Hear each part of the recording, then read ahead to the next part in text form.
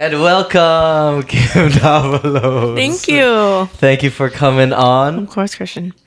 So, as you enjoy the frozen grape, would you like to please open up with a piece and share a little bit of your artistic side for us? Sure. Can I give context too? Sure. I was going through my poems, especially given your podcast, trying to relate it to my background. And I came across this poem I wrote maybe when I was in grad school, so about 5 years ago. So it's interesting for me to reread it and see where things have changed, and even my writing has changed. So I thought I'd read this one, and both of us can revisit it together. Sure. Okay. It is called Third Generation. They smirk and call me the one word they know spites me.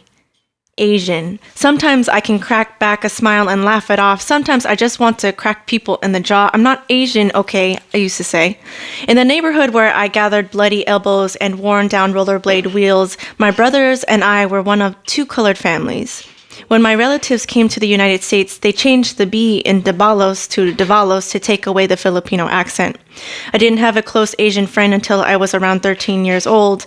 When I created my first online screen name, it wasn't Asian Baby Girl or Panay Pride. It was something similar but so different, and I knew it. Hawaiian Chick Tutu.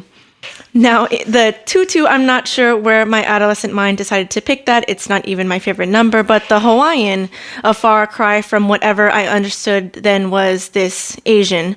Self-branding myself with an islander label meant I could be something exotic and wanting.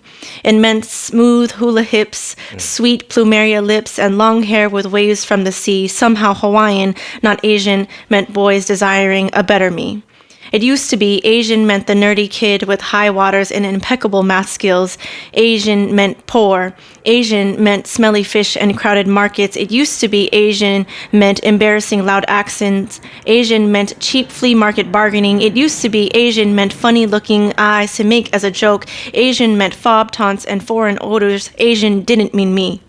So much identity and denial put into a screen name, symbolizing a fight against my own ancestors, pulling the roots I grew from because it was deemed acceptable, better yet encouraged, to forget who my people are, where they came from.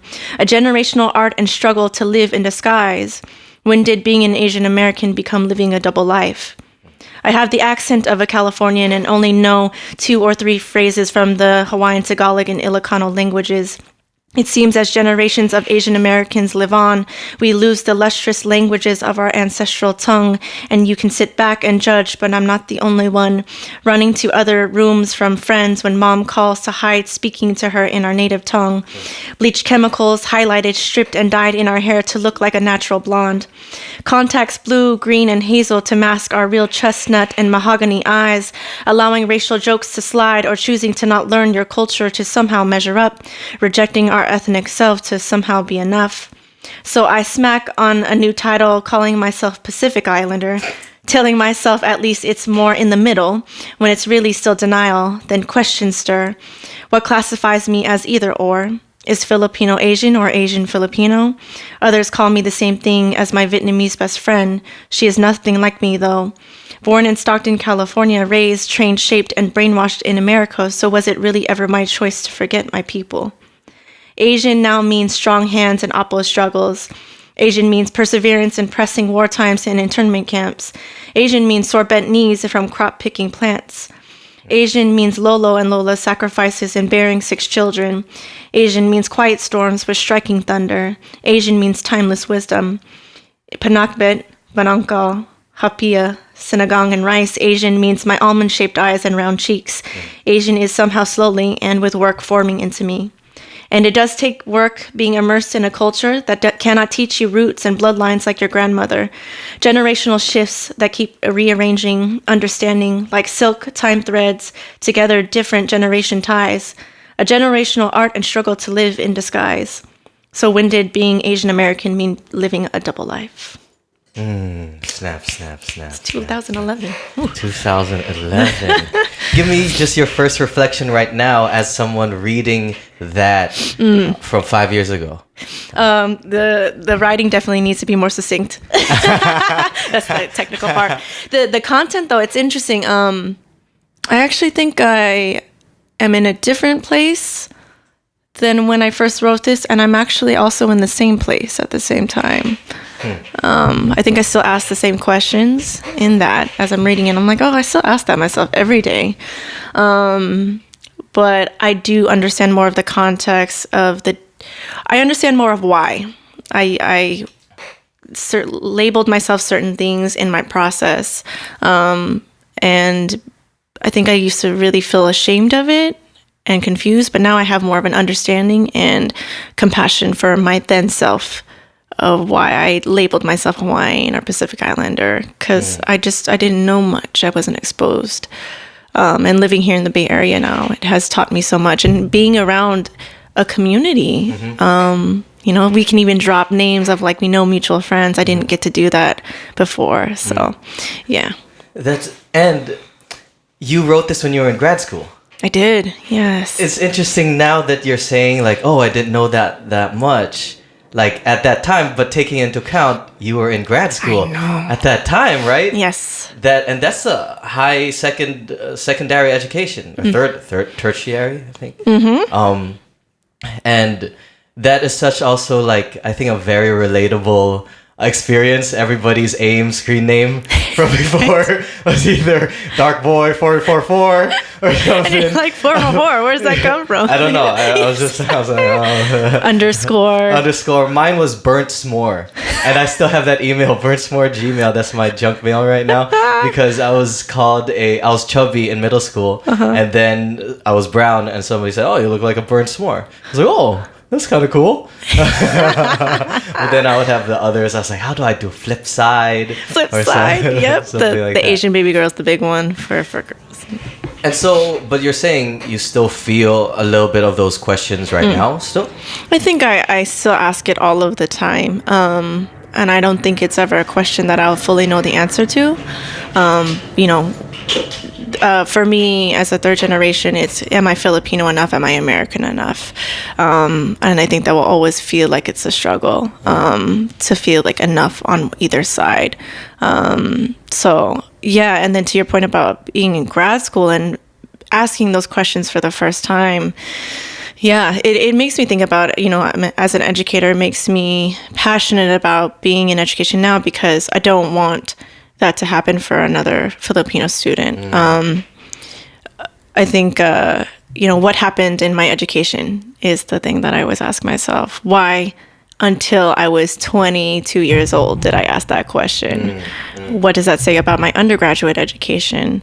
What does it say about my elementary is secondary? No, you said, I don't know what that... I don't know. Tertiary? Secondary education is... Primary education. There. So...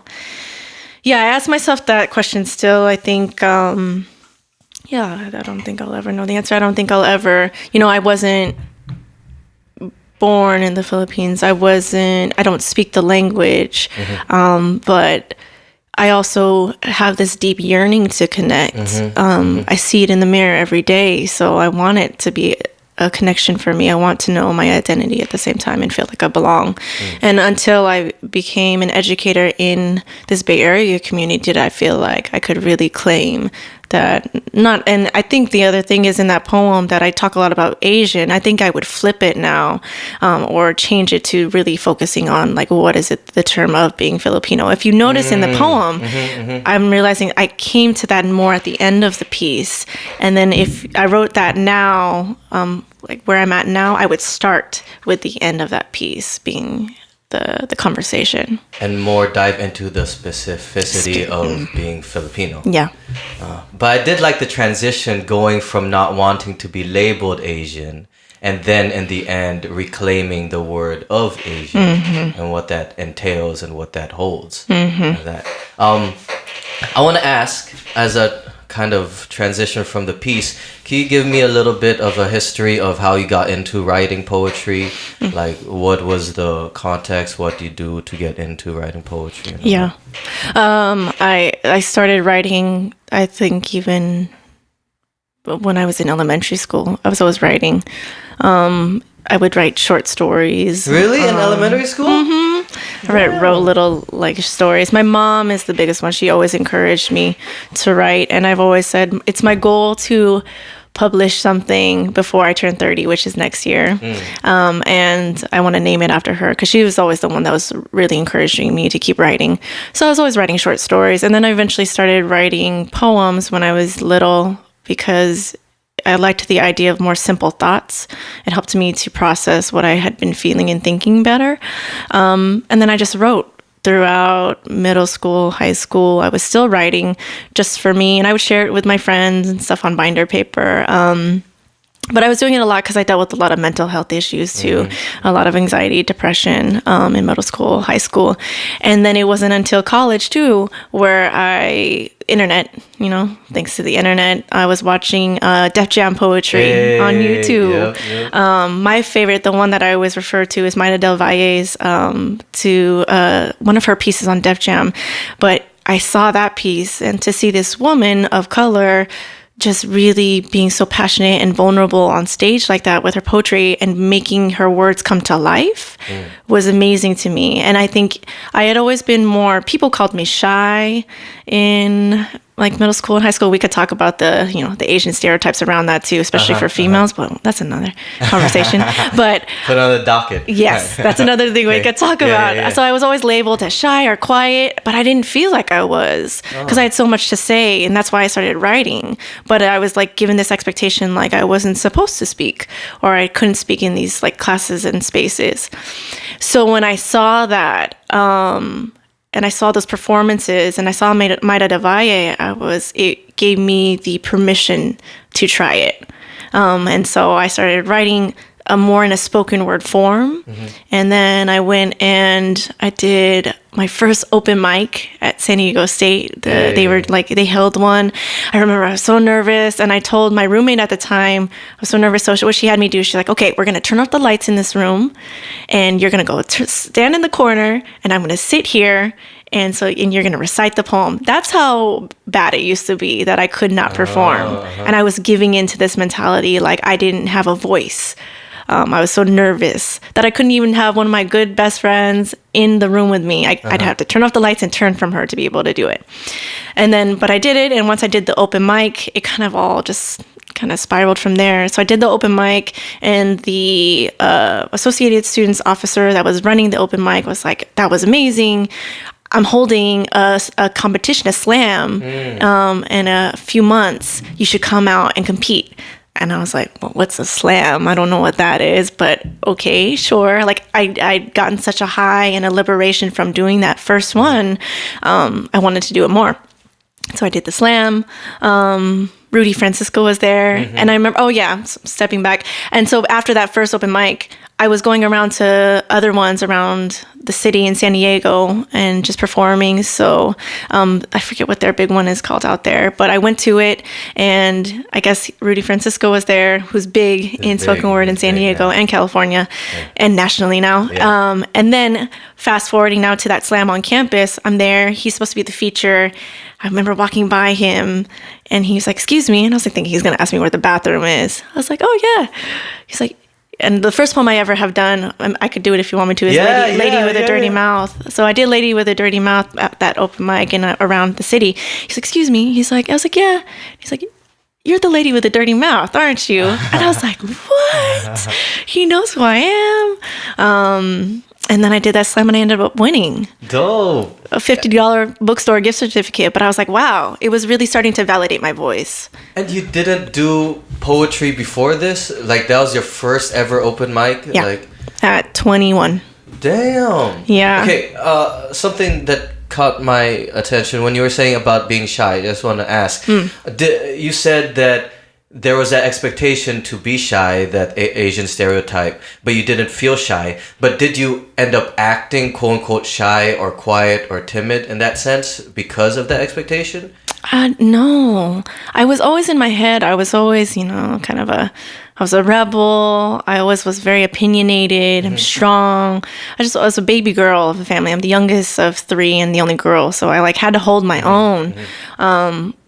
But when I came to being in school, I just kind of sat back and did my own thing. I didn't say anything, didn't speak up, didn't give my opinions on things. But did you feel that you wanted to? Like, you wanted to give those opinions and all? Actually, no, I didn't. I felt like I have opinions, but I don't really want to share it because maybe I'm not supposed to be heard. Do you think it was because a factor is the Asian stereotype of being I do. quiet and just sit back and listen and all? Yeah. And I remember that makes me think about in high school. I only took one AP class in high school. And I remember I didn't do well on the first exam. So I was like, studied. I'm going to do everything I can to get an A on this because I want to prove to myself I can get an A on an AP test in class. And I got an A plus, and I remember my instructor told me, "Wow, I'm really impressed you got an A because most of like the people you run with, you know, something like that, like you all like usually don't like do AP classes and get good grades." And I was like, "What does that mean?" So yeah, I think that was my first moment ever in education where I felt like, what are you trying to tell me? Like overtly saying to me directly, but I think throughout my education had been expected of me to not do well, to be quiet, just stay in the back. And I think that comes with like maybe my teachers, not to knock them, but I never was called on, you know, never asked what I thought. But I was always, and that's where I was like always the kid though that finished my math problems first and finished my essay first and got the A's, but I was never the one in class to speak up. Yeah. So for overall context, little background, just a little speed round of like where you grew up and all that stuff. So where were you born? I was born in Stockton, California, Central Valley, 209. And then you went to high school there. And I went all the way through high school. And then you went to college. San Diego State. And you got your BA in? Got my BA in psychology, minor in counseling. And then you went for your master's? San Francisco State. The timeline goes, I graduated high school 2006, moved to San Diego. My parents were agreeing that they would pay for us. They saved all their money. They really valued education. They would pay for our schooling if we graduated in 4 years. So I had to change my major a few times, really panicking that I was going to finish on time. But it was a good motivation for me to finish in 4 years, doing whatever I had to do. And then I always knew I wanted to go to grad school. I didn't realize until a couple of years ago why. And I was in a class guest speaking, and I realized it's because I saw my mom change her career when I was around 10 years old. She went from being an accountant and a banker, going back to get her master's, raising 3 kids, being a wife, and she got her master's to be a teacher and changed her career. So I think me seeing that in my household made me want to go. So I graduated 2010 from San Diego State, and then literally a week later moved at San Francisco State. And that's quick. Usually people take like a break in between, right, for their masters. Yeah, and then our program is often a 3-year program, and I did it in 2 years. How come you had that like decision to do counseling too? I wanted to kind of ask, like, where did that kind of idea come in? I think, you know, from my own experiences in high school and college, dealing, as I said, with mental health, not knowing how to understand it. I was always the one in my family where they said, "Oh, Kimberly, like you think too much, you feel too much." Maybe that comes from a very Filipino cultural mentality. Don't talk about things, just deal with it. But I didn't know how to deal with it. So I did a lot of self-harm when I was in high school, middle school, high school, and then even into college. And then in college, I dealt with a lot of academic anxiety, really feeling bad on myself that I wasn't performing. Because then it's like, okay, I got to college, I'm going to like make up for the student. Because I also didn't perform the best. It's not like... It's like you're expected to be quiet and perform well, but I didn't have the tools. And my parents didn't necessarily expect me to get A's all the time. So I was like, this is my time to make up for it at San Diego State. And then I was dealing with a lot of academic anxiety. It's like, I'm failing. I'm not being perfect. So going through all that made me very compassionate to want to understand myself, honestly, better, and have the tools to have the language to help myself and help others. And then I just kind of fell into it. I got into the counseling piece because I was actually what's like RA is the academic, is the academic mentor at San Diego State. So also for free housing. After my first year being in the dorms, my mom was like, become an RA or something so we don't have to pay for your housing. So I was like, I didn't want to be an RA, but I liked the academic side. So academic mentors at my dorm were the ones to like peer advisors. They got free housing too? Yeah. In addition to the RA too? Oh, yes. What the? So I got to learn how to do advising like I do now as a undergraduate and helped out my like floor mates. Yeah. So that was kind of my first experience with college counseling. And then these other things going on for me personally of like academic anxieties and wanting to understand myself kind of all meshed together. And so I loved helping other students. I felt a purpose in that and I felt good about myself doing that. That's a great topic because I wanted to ask specific questions about your counseling, right? You did the keynote speech at SFSU's graduation. That was 2016? Yeah. Is that when you did that? Yeah. Right. And then, which you just mentioned right now, you had a quote there that you have been nearly in a decade-long battle of depression, anxiety, and self-harm. And that's... I want to just say straight up thanks for being open about that, because right now that's a very like important topic, especially for the Filipino community. I was just with the Filipino Mental Health Initiative, and they said that in San Francisco, SFUSD, for middle school and high school youth within the Asian population, Filipinos have the highest ideation and planning for suicide. For middle school and high school, they're at 30%, and they're the highest in that. And I think it is a very important topic within the Filipino American community, especially. But then you say that through the power of love and community from the program, my family and myself, you've been able to come to feel peace and happiness, because hurt people can hurt people. But you also say that it comes from that self-love. Right? Could you give me your process of finding that self-love? Like, what did it look like? What were the things you did? What were like the practices? Is it poetry? What is that? What does that look like for you? That is a deep question. How much time do we have? Just chop it up. There's no limit. Just whatever you feel too. Because at least just from my experience and talking to people, right? Like, it is very important. At the core, self-love is what we do need. But sometimes it's a little bit vague of what is that? How does that look? How do I actually practice that? How do I find the things that will make me actually love myself in that sense? It's almost it's like a true answer, but you don't really know what to do with it. It's the end goal, but there's no guidance or markers on the journey to there. So just as an example, what was it like for you? Yeah, and I think you make a good point too, that what I can explain worked for me and has been my journey to getting there, and is a constant journey, is not going to be yours. So yeah, that's a good context to give. So how did I get to it? Or how do I often have to revisit how to get to it? I think there are key elements for sure. I think, and I had mentioned it in that speech, is community. So surrounding yourself with people that are providing. I always say, you have to keep the people in your life that are adding to it. And if they are taking away what you are giving, then, wish them well. And you have to make sure to prioritize the people that are adding to you, giving you that positivity and love, because we are already harsh enough on ourselves, especially as Filipinos. We're already our harshest critics. We don't need to be surrounding ourselves with others, which then I think comes to community support, having a tribe, and then something that I'm big on lately, and it's been a big thing for me, is boundaries.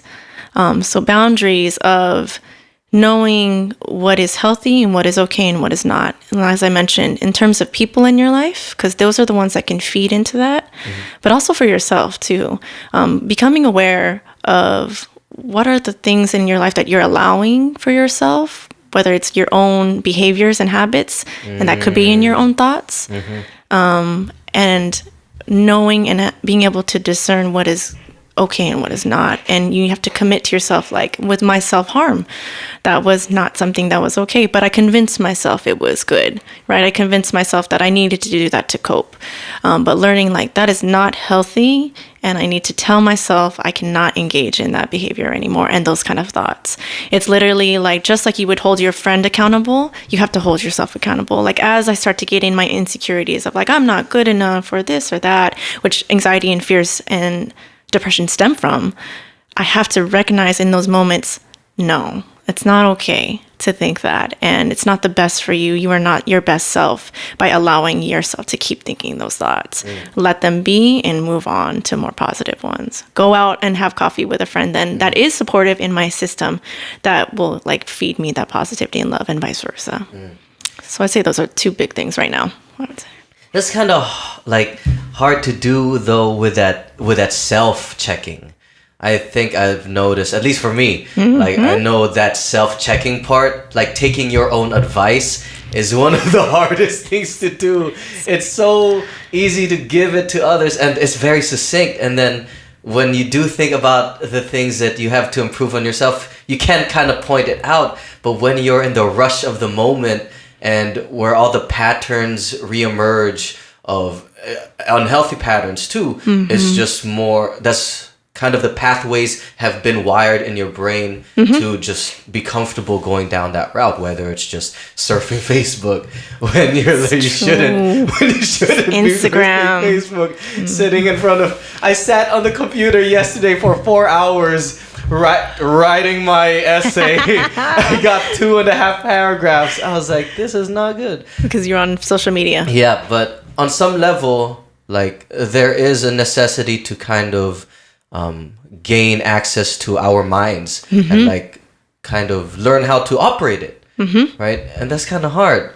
Yeah, it is. And like I said, that's why it's a commitment to yourself, and it is, you're never going to be perfect in it. And you're talking to somebody who has been practicing this kind of being self-aware, and you can also call it cognitive behavioral therapy. But I don't like to put such a technical term on it. But you're talking to someone who's been really committed to practicing that since I was like when I started poetry, actually, so 22.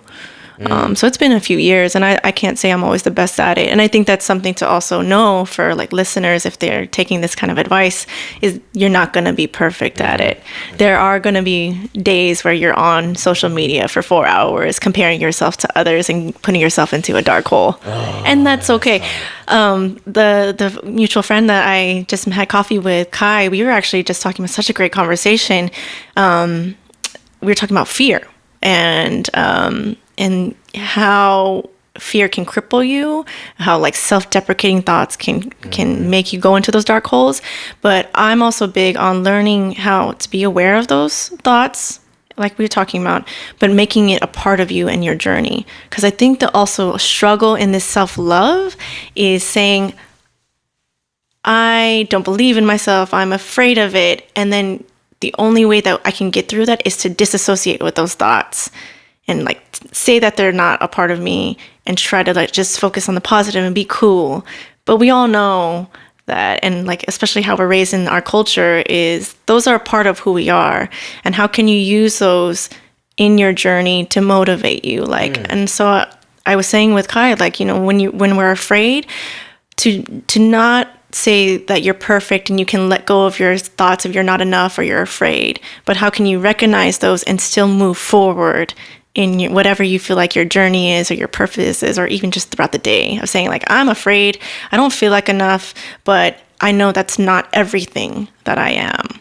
And I can still go about and pursue this goal, being afraid and feeling like I'm not enough, but knowing that at the heart of it, I'm worthy at the core of myself to try and keep going and moving forward.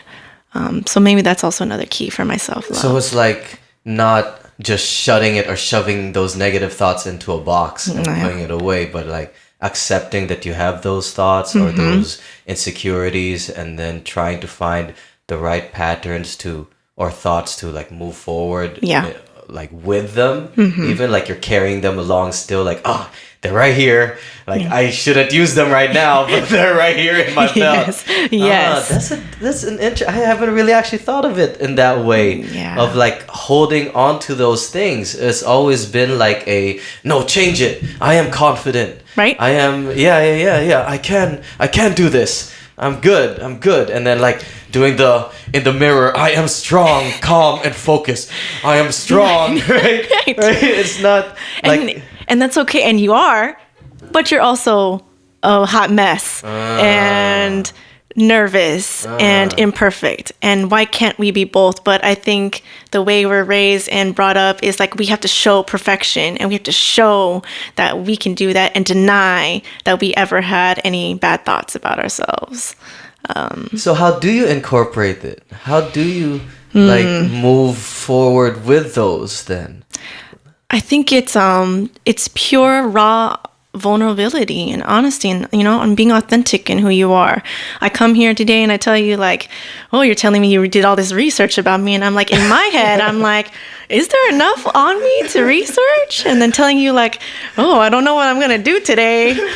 I have all these poems, I guess. Like, that's being authentic. Whereas I could come in today and be like, yeah, so I got my poems, and like, oh yeah, you researched me, yeah, great. Like being all like showing face and like and that's how I am as a counselor too, and I think that makes me an effective counselor and poet and artist. Is I'm okay with being imperfect. I'm okay with saying that I'm nervous. I'm okay with saying that I don't feel good today. But trusting in me and trusting in you as my community that's okay, and that's a part of our strength. So as a counselor, and for context, I know you work at Skyline College. It has a high Filipino American population, and I'm thinking you have a lot of Filipino American like students that come in for counseling. Yeah. In general, I just want to get like a pulse check on the community. What do you see is like the state in general of like Filipino American students that you're seeing here in Daly City and the surrounding areas? What are some of the struggles that you see them facing, and what is the environment like for them? Such a good question or questions. I think that the pulse of the Filipino youth and emerging adults, because they're their own voices and adults now. I think that they are struggling with the permission to be their full selves. I could say that. There, of course, it is. So my primary role at Skyline College is I am a lead counselor for a new program called the Promise Program that allows first-year students to get their tuition and books paid for if they are enrolled full-time. And then they work with a designated counselor, me, to build out their ed plans and goals. So I have this is our first semester with the new students, and I do have a lot of Filipino students. I always ask, what's your educational goal? What do you want to do in terms of major? A lot of them are saying female and male, nursing. What happens though halfway through the semester? I get a lot of breakdowns, a lot of crisis of this is not what I want to do with my life, but I don't know how to tell my family. I don't know what else there is. I don't want to disappoint. And then that comes in a lot of sadness, I think, and a lot of I want to do something else other than this, but I don't have the tools. So I think that is the struggle. And I think very similar for me. I felt like I had this inkling of what I wanted to do, but I didn't know. We didn't have the resources to know what are the various ways you can obtain having a purpose, making good money, but also giving back to your community, and not just in the medical field or not just even in education. What are the options? So yeah, so come back. So what I think that students where they're at is that they're suffocating a bit, and that makes sense with the stats that you had told me about. They aren't given the spaces to express themselves and even to just have these vulnerable conversations. Do you think that's familial, as cultural? Like, where do you think the pressure is coming from to not be able to like be their true selves, fully expressed? I think it's cultural. I think it's familial, just community based. And I don't think it is to knock any of our elders either. I don't think it's like was ever say like my Lola, it's her intention that I'm miserable. I think they actually came here for the opposite, right? I think it's that the lack of knowledge for our first, second generation of family, that they just don't have. They know what is successful. They know what can get you a good job and give you a house and a happy life. But then the struggle comes in of bringing that other side of being a Filipino American. When you, as the generations go on, is you're exposed to other things. You're tapped into other parts of your brain and your spirit that for my grandma, she wasn't able to because she just needed to survive to get here. So yeah, I don't. Maybe it's not expectations that are put onto us, but just the level of knowledge and education of what we have to survive and to thrive. Does that make sense? Yeah, and it sounds like that there's a kind of a shaky bridge between the generations in terms of communication, because underlying it, you know that there's love. Like they just want what's best for you, right? To succeed financially, to be financially independent. Yeah. But they only have a certain kind of paradigm of how that's achievable. Yeah. And yeah, it's hard to tell Lola that you're not gonna be a nurse or a doctor. It's hard to tell Nanay, like, sorry. Yes. My social welfare degree does not pay that well. Right? Like, I'm gonna still have to live with you. Okay. I got rent though. I got rent in the backyard. Hey, your grass gonna be cut every week. I'll do the dishes. Never any dirty dishes. Yeah. I was just telling my grandma, I was like, I'll put up the curtains for you. You know, you do your part. I think that also says then it's also even harder to tell Lola or tell your mom, I don't like myself and I'm crying every night. The boy at school that I really liked broke my heart, and I feel really isolated right now, and I don't know how to even face my friends at school. Like, how do you then, if you can't even tell your family that the career I wanted is not making me happy, how can you tell them that I'm not happy? So, yeah. And that's like, and I'll just share, because like, for example, sometimes in the past it would have been like, just get over it, like that. Or we just move, you'll find another one, like that, right? Like, but then inherently the desire there is for them to move on, but then it doesn't like provide a process to kind of go through the emotions at that current time to be able to move forward like in a healthy way. And yeah, I think I've noticed that a lot in like some Filipino families, where it is just like almost like the suck it up, where it's more like, wag na, just bahala na, just let it be and just move forward like that. Have you found like a way to like bridge that generational gap, at least with your family? Have you been able to like build that connection in a way that is like relevant to your, from where you're coming from and from your parents? Yeah, definitely. The way I've been able to do that is that I am the bridge. I couldn't even build it. I have to be the bridge. And that takes a lot of responsibility and commitment that no one ever expected of me, that I felt like is important. And I do feel like is like my higher purpose in my family is to be the bridge, to be able to break chains and to make connections, to make sure that they are there. In my family, my middle brother, he's having our first grandchild in our family. Oh, dope. Little girl. She'll be here in March.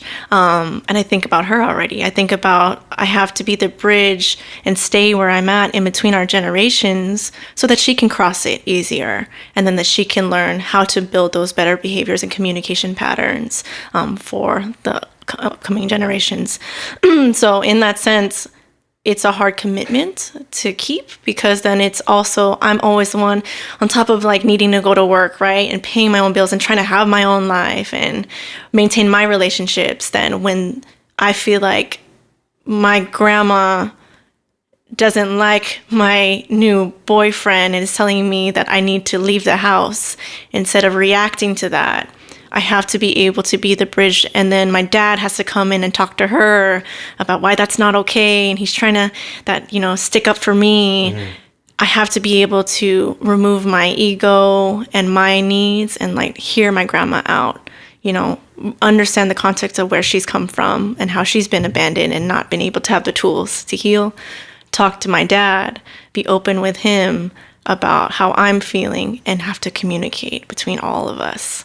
And that comes through me, and that comes through a lot of work and patience of not reacting and being mad at my grandma or disappointed in my dad. I have to always be the bridge between us. As like a bridge in a sense. You said you're third generation Filipino here. So your parents were born here. I guess that's what I was. I classified third generation as on both sides, my Lola and then my grandma.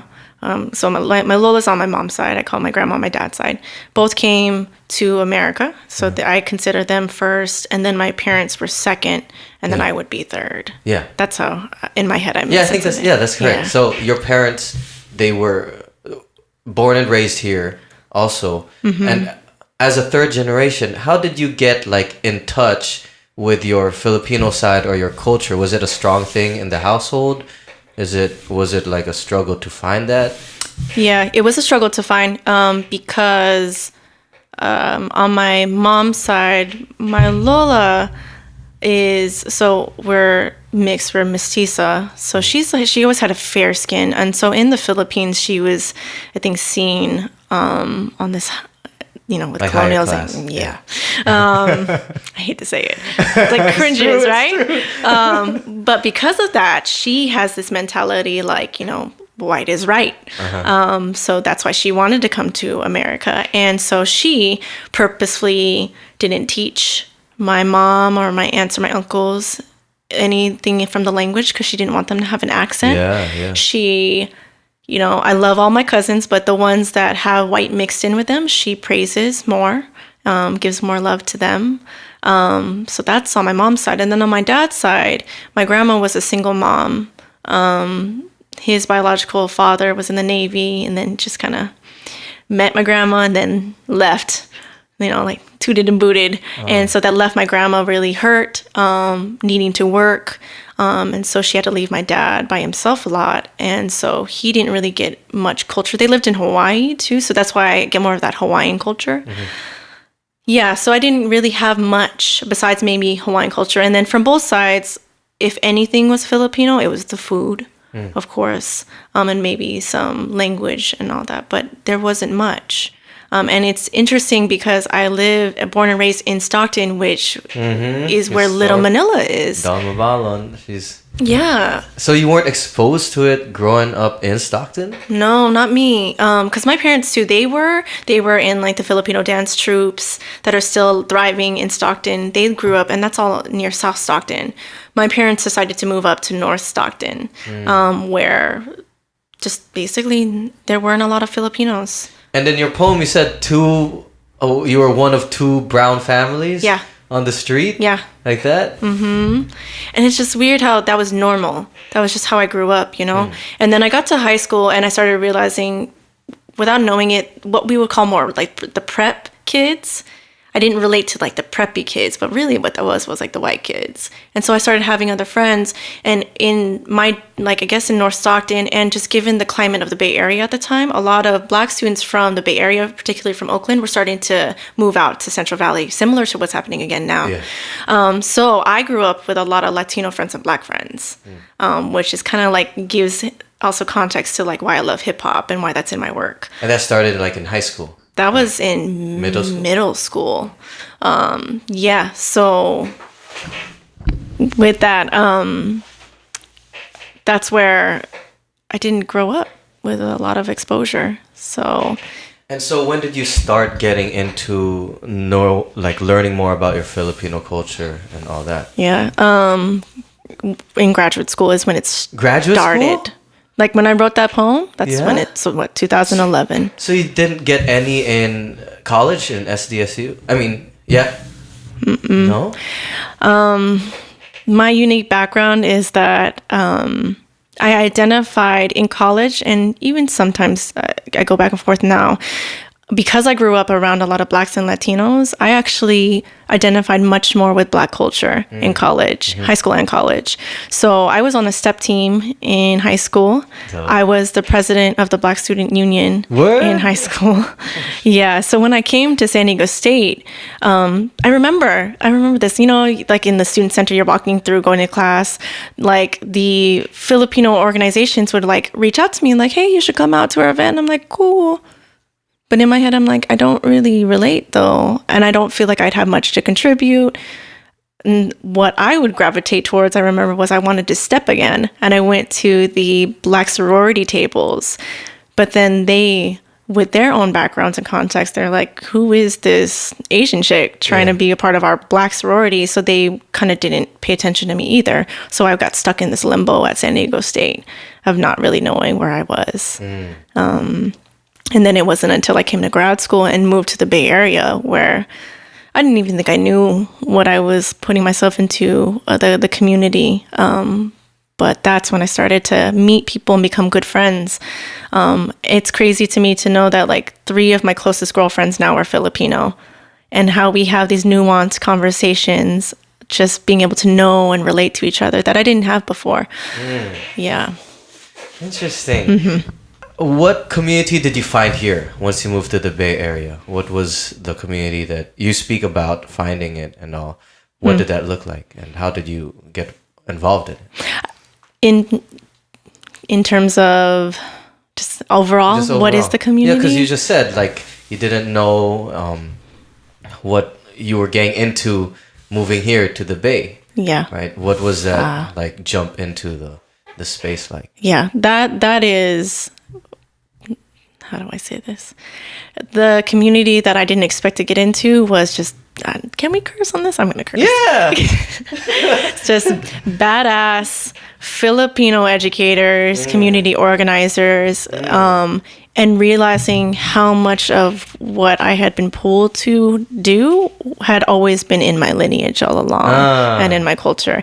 To meet people that were so passionate about art and so passionate about community work and students and youth and education, I was like, it makes complete sense now to me because it's been in my DNA all along. And meeting not just 1 or 2 folks, but a whole huge network of people that do this, and this is what they're all about. It made me feel like I finally had a place. And it made me feel like as much as I like identify with being a person of color, as much as I identify with Black culture, and I also am very proud now that I am Filipino, and I understand the history now and how important that is to know that. And that started in grad school. Grad school. Yeah. It started in grad school. And it hasn't become more of an in-depth journey and education for me until like mid-20s and late 20s now. Like even still now. Yeah. Like I'm, Ruby Ibarra with Circa 91 coming out. I'm learning from her about my culture and what it means to be a Panay through her music. So I feel like in many ways I've always been a late bloomer in poetry, in knowing who I am as a Filipino, those things. And I give myself that grace to be able to be where I'm at. That's beautiful to hear, because I just moved here too in 2013. And then when I moved to Daly City and started going to community centers, and I was like, what is this? What's going on? This is dope. And people have been doing this for decades out here. I'm like, is this for real? How come I didn't have this growing up? And it's almost like a responsibility now that I feel to make sure these spaces are available to the up and coming youth. Like, because damn, I would have liked to have this in high school, like these opportunities to like learn about the culture and all that. But I think that's still dope that you still get a mix of experiences where you did come from like predominantly white area in Stockton, but then being able to connect with Black culture, Latinos, and then also find your Filipino like rootedness. Right? I guess that's why it seems like you vibe well up in CIPHER. Yes, exactly. In Skyline. Yes. So CIPHER just overall is a hip hop learning community that uses hip hop like pedagogy to encourage success in college. Yeah. Could you give me a little like of your experience? Like, what has that been like? Jumping into that CIPHER community, and eventually we can go into Rock the School Bells. Oh gosh. Well, it started with Rock the School Bells is how I got into CIPHER, but yeah, then going through all these different journeys and like experiences of like, not identifying as Filipino and then identifying, but like, where am I? And like, but I still feel like I'm a part of other cultures and like, I'm so confused. Like, what is going on? And that's where I am so incredibly in my bones passionate about hip hop, because I always talk about on every panel and every class that I go to that hip hop is the culture of intersection. To me, intersectionality. Hip hop is a culture that is not, it doesn't belong to anyone. It belongs to everyone. Wait, as a quote unquote devil's advocate, doesn't hip hop belong to black people? Isn't that's the root of it? I think the root is Puerto Rican and black culture, yes. But can you say today that hip hop is black culture? Like, is it? Yes, it's appropriated.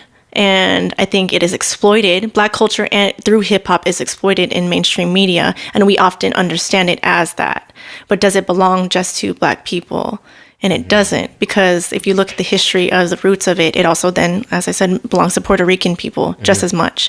But then as it evolves as a culture, it belongs to Filipino culture too. There's a strong history of Filipinos in hip hop culture here that have provided, especially in DJing, right, and b-boying. There's a strong culture in Japan now, so that's why I love it, because it has roots of black culture and Puerto Rican culture, but what it has evolved into and will continue to, it expands like a tree, and that's what I love about it, is that you can't be a part of this culture without knowing that you have to accept all, and understand, be open to learning, and evolving too as a person. And so how's that been, using the hip hop culture in higher education? Because that's what I would like to get into. Like, how's that experience been? Because straight up, I would had to like defend hip hop to my mama about and talk about, yo, they're using this in school. Look, they give scholarships for higher education for students, and to be able to use something that, at least for the older generation, for some of them, a lot of it is associated with the 90s, like the gangbanging and the things the images that have been propagated on popular media, right, on mainstream media about the negatives of hip hop. So it's been like a process for me to like give little seeds to my mom. See, they're doing good stuff with hip hop. How has it been for you using hip hop in education, and also have you been able to bridge the gap to older generations? How it has been, it's just been such a thrill. It's been lit. Because I think for me, another level of when I was in graduate school, I was also so young, right? So being a 21-year-old, going into a graduate program where the average age was 35, I already felt like I was young, like I have a different type of energy to bring. I like different types of things in music. So with using, when I found Rock the School Bells, it was like permission to be myself. That what could be seen as youthful and unprofessional, you actually can use as a tool and a bridge to connect to students, which is at the end of the day, as counselors and educators, what we want to do. And that's why I think it's now, as we go every year moving forward, you cannot deny the concept and idea and movement of hip-hop education. Because at the heart of it, if you are an educator, community organizer, and you want to connect to younger generations, this is the best way, because this is what the majority. And now that hip-hop is mainstream and pop, it's the best way off just music and content. So it's been a thrill, like I say, and it's been lit because it allows me to be myself, to be that authentic, vulnerable, raw person, artist, and counselor that I am.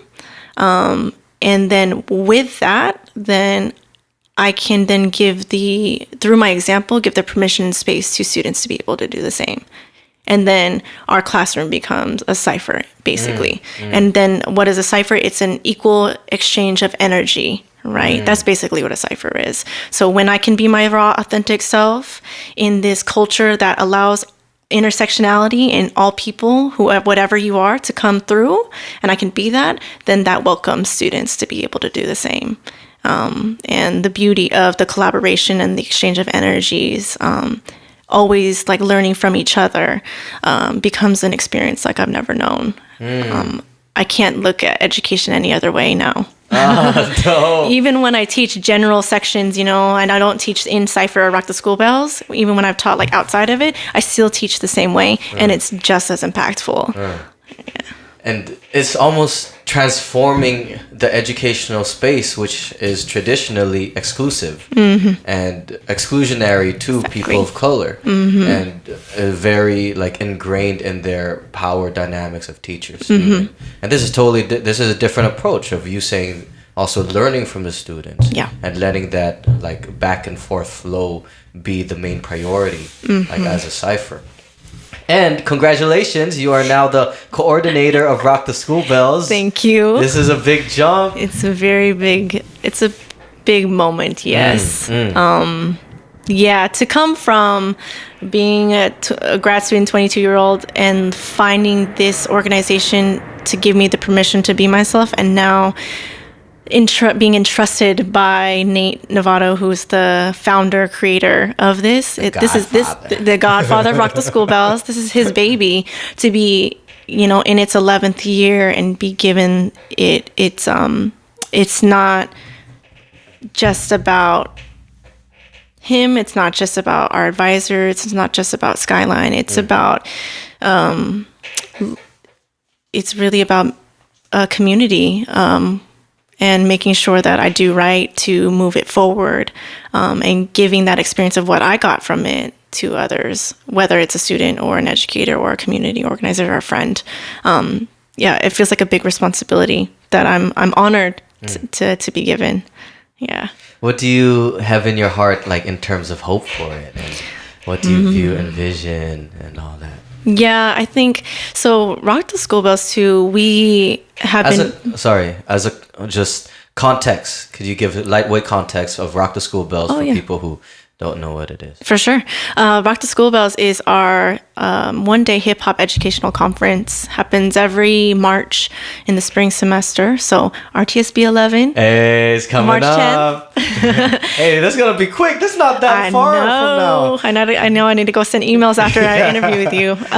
So Rock the School Bells, our one-day hip-hop educational conference, started as an outreach tool for Skyline College to get to middle schoolers and high schoolers to come through to Skyline using hip-hop culture elements like music, dance, art, to teach students that you can do this and have this expression in the classroom, and showing them the importance of why it's good to continue your education once you're graduated from high school. And even while you're in school, how can you relate like these needs of like expressing yourself in the classroom? So that started out with the Kabayan learning community, with Nate Davalos. He was the counselor and advisor for them then, and they were the ones, like I said, big community of Filipinos in hip hop here. The students were like, we should create a hip hop conference because we all love hip hop so much. It's so much a part of who we are here in the Bay. So he started it with like a group of 50 students. Now in its 11th year, we serve up to 500 to 600 students a year. And that's just the one-day conference. And then from that, 4 years ago now, CIPHER was created, which is CIPHER is an extension of Rock the School Bells as the learning community that then takes a cohort of now up to 50 students every year, and integrates into not just a one day, but their day-to-day college experience, having an English class, counseling class, history class, communications class, of using hip hop what we call pedagogy, which is teaching practices. And that is honestly very important, especially that CIPHER, to be able to institutionalize it into schools where you get the academic credit and you get those transfer requirements completed, and to be able to do that within a space that is deconstructing the traditional notions of academia and uses hip-hop. Bruh, I know, right? I've been wanting to go back to school. Can I restart and take these classes? I know, I want to take it too. Yeah, I was like, whenever I see it, I'll be like, oh, god damn it, I took these classes already. Can I go back? And like, I'm going to have to audit that shit. And you can audit the classes, yes. I wonder if I took these classes, if I had counselors and instructors like this, how would I be different today? Yeah, that's an interesting thought, right? But you wouldn't be who you are. Right, That's that like grandfather, like you're like what, like a conundrum, like a little like weird thought experiment. Yes. Like what would it be like? Because you never know. You never know. But you wish you had it, right? Because it looks super cool, right? Amazing. Sometimes like our students, I love them all, but sometimes when they're late to class or they're not taking seriously, sometimes, and I don't knock them for it because they don't know. They don't know what they don't know. And so it's like, sometimes I sit in class, I'm like, do y'all understand what you are getting the first institutionalized West Coast hip hop learning community? Like, do you not understand what that means? And I think they do at the heart of it. Yeah. But you know, it's the hip hop. You gotta rock it, right? That's why. Yes. And Rock the School Bells is not just in Skyline now. Correct. Right? Yes. It's in I saw they did it one in Hawaii now. Yes. So after I guess we still call ourselves Rock the School Bells as the main, but it was like I guess Bay Area. Then after Bay Area extended out to Rock the School Bells Sacramento, and with their crew, which is the Let's See crew, they've held theirs down. I think they just had their 6th year in Sacramento, and then after Sacramento came Dianza. So Rock the School Bells Dianza in San Jose, they are on their 2nd year. Their actual Rock the School Bells is happening November 30th, so in a few weeks. And then after Dianza came Hawaii, and theirs happened just this last few weeks ago. And then they are extending and expanding also to the main island. So they'll have 2 different Rock the School Bells in Hawaii as well. So we're out here. It's spreading. It's like, and it's a very important work to spread it. Too, where it's not just like kept here. Right. I remember talking to someone about the lessons that we learn. We also have a responsibility to spread that and to share those so that it's not just keeping that wealth to ourselves, right, or to this specific locality and all. Yep. And it's beautiful to see. I'm very excited. But I don't think you touched on, we were just doing the context of it. Yeah. What do you feel in your heart now moving forward as a coordinator? Yeah, and it actually relates to what you were just saying is, spreading the knowledge, the tools. So, and that's why I've been given the honor of being the new coordinator for the Bay Area Rock the School Bells because, so Nate's a very close mentor of mine, and he also has decided with our team of advisors and our family, as we call it, is that we are looking to spread it, right? It's starting to be given national attention. So we want to be also, if we are the ones that are the model for it, we need to be able to go out to other schools and help them to know the ins and outs of how to run this, and making sure for quality and consistency that we're all on the same page. So that's where Nate he's in his doctorate program, along with some of our other colleagues from Skyline. I know. Shout out to the SF State doctorate program. Yeah. So he's doing that, as well as one of our other advisors, Mandy Lau. She's getting her master's in counseling, but also wanting to work with him to be a consultant for Rock the School Bell. So as they do their work to be able to go out and spread this to other campuses, what happens then to the Bay Area, it still needs to be able to run, and we still feel that that responsibility of being the staple of how Rock the School Bells is functioning and innovating. So let's go back on that. What is at my heart for wanting for Rock the School Bells now moving forward as the new coordinator? It's it was hard for me, the process, talking about my raw, honest part. It was hard for me to step up into this role because again, like, why me? You know, like, am I going to be good enough? All those things that we always often think about, whether it's in school or our careers or relationships. And when I connect it to a bigger purpose of, no, this is like, and this is really comes back to actually our culture, is that I understand that I am a bigger piece, or I am a small piece of a bigger work, that I need to step up so that our other leaders can be able to spread this out. And with that, then I find a purpose of, this is bigger than me. And I need to get rid of my own fears and thoughts of that, and allow myself to step up for the bigger community.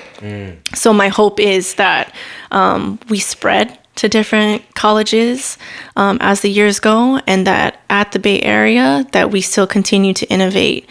Another part of it, which comes into RTSB 11, is that I'm very excited to be a female lead coordinator as well, and a Panay female lead educator and coordinator, because at least within hip hop in the Bay Area, there is, and I think overall in hip hop culture, you know, with females being degraded, they are seen in a specific way. And especially, and then in the community organization of hip hop, females are always on the back end. So to be able then on that other level of being at the forefront, I'm excited to be a role model for others. That was my biggest passion coming into education, and even in my poetry, was always to be a role model specifically for females. So in that, in my heart of hearts, I'm excited to be able to be a female leader. And showing that we can be just as effective, just as innovative and creative alongside our male colleagues. So I'm excited for that. Dope. Yeah.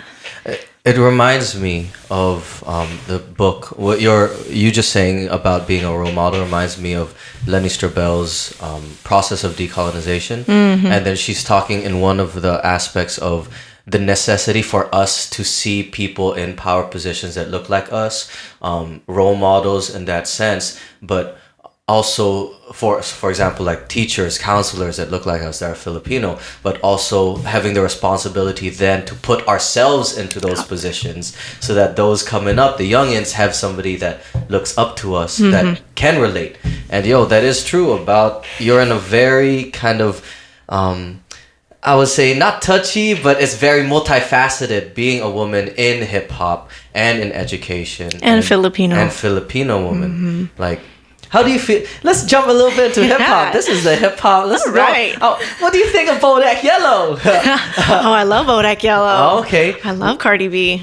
Where do you stand on... Here, I just want to get your input, all right? Because I was having this conversation this one time, right? About, like, for example, they did not want me to use, like, say, bitch, right? The word that, because it's the way it's used is degrading, right? But they may be rocking to, like, a song that has bitch in it, like that. And then when we have a discussion, but wait, you told me you don't like using that word, but how come you rock with it in the song? And then, but it's just the rationality is it's just the beat, it's the song, it's different from our everyday life of using that, or that it's different because it's art in that sense. Where do you stand with, like, music that is borderline in that sense, like how would you say, offensive, like that? Degrading, oppressive, all those things. There's no answer. There's no easy answer to that, I would say. Because, and that's why another reason I love hip hop, because it is so complicated and complex. It is a reflection of us as human beings. It's a reflection of us as people of color. That do you know Chris Rock? Do you know his stand-up? He explains it really well. Like, I could, as a female, I could say, like, be in the club, rocking out to, like, Cardi B, or rocking out, what was it, the song he uses? To the windows, to the walls. And it's like, I could be a female rocking out to that, and they're like, wait, but don't you like that? And it's like, well, he's not talking about me. So so it's almost like that thing. Like, I can't deny that I love music that has degrading lyrics in it. But the thing that I'm always big on then is, for me, and that I speak with our students, and what I'm about with hip hop education is if you're going to ingest this material, I want you to at least be critical and understanding of what the messages are and what the impacts and consequences can be for this. Because I don't think it's also fair to come in and be like, you can't do that. You can't listen to that. You can't say that. Because that's not hip hop. Yeah. But at least what I want you to do is tell me why you are okay with saying that word. And how do you justify, do you understand what the history of that word can mean to your sister? And as long as you can understand that and you're still okay with it, then I have no place to judge you. But it's when students take in this music and don't know what is being told to them is where I have a problem with it. And that's where I have the passion for hip-hop education. So it's more on having an active consumption perspective of knowing what you're consuming and being able to speak on it. Right. And knowing the implications of it rather than just saying, no bad words. Right. No, like stop all the music because that's all like degrading this and that. Yeah. Because that's not hip hop. Right. Right. Just like for Black culture, a big thing is the N-word, right? Like some are okay with using it, some are not. But you can't say like who has the permission to say it or not. Especially when you hear of the context of why Black folks like to use that word. They use it as an empowerment. Cardi B uses the word bitch as a way to empower her. She's a bad bitch. So how can I judge her when that's something that she's using as something to empower her and liberate her? Yeah. And then it's so multifaceted because it just reminds me of that Lupe Fiasco song about what was it? Bitch bad, woman good, lady better. And then he's like trying to deconstruct the usage of bad bitch and like how what are the implications then of are you looking to be that? Are you trying? And now does a man like growing up with his mama saying that she a bad bitch like feel that? Or develop a sense of attractiveness to that type of woman, but what does that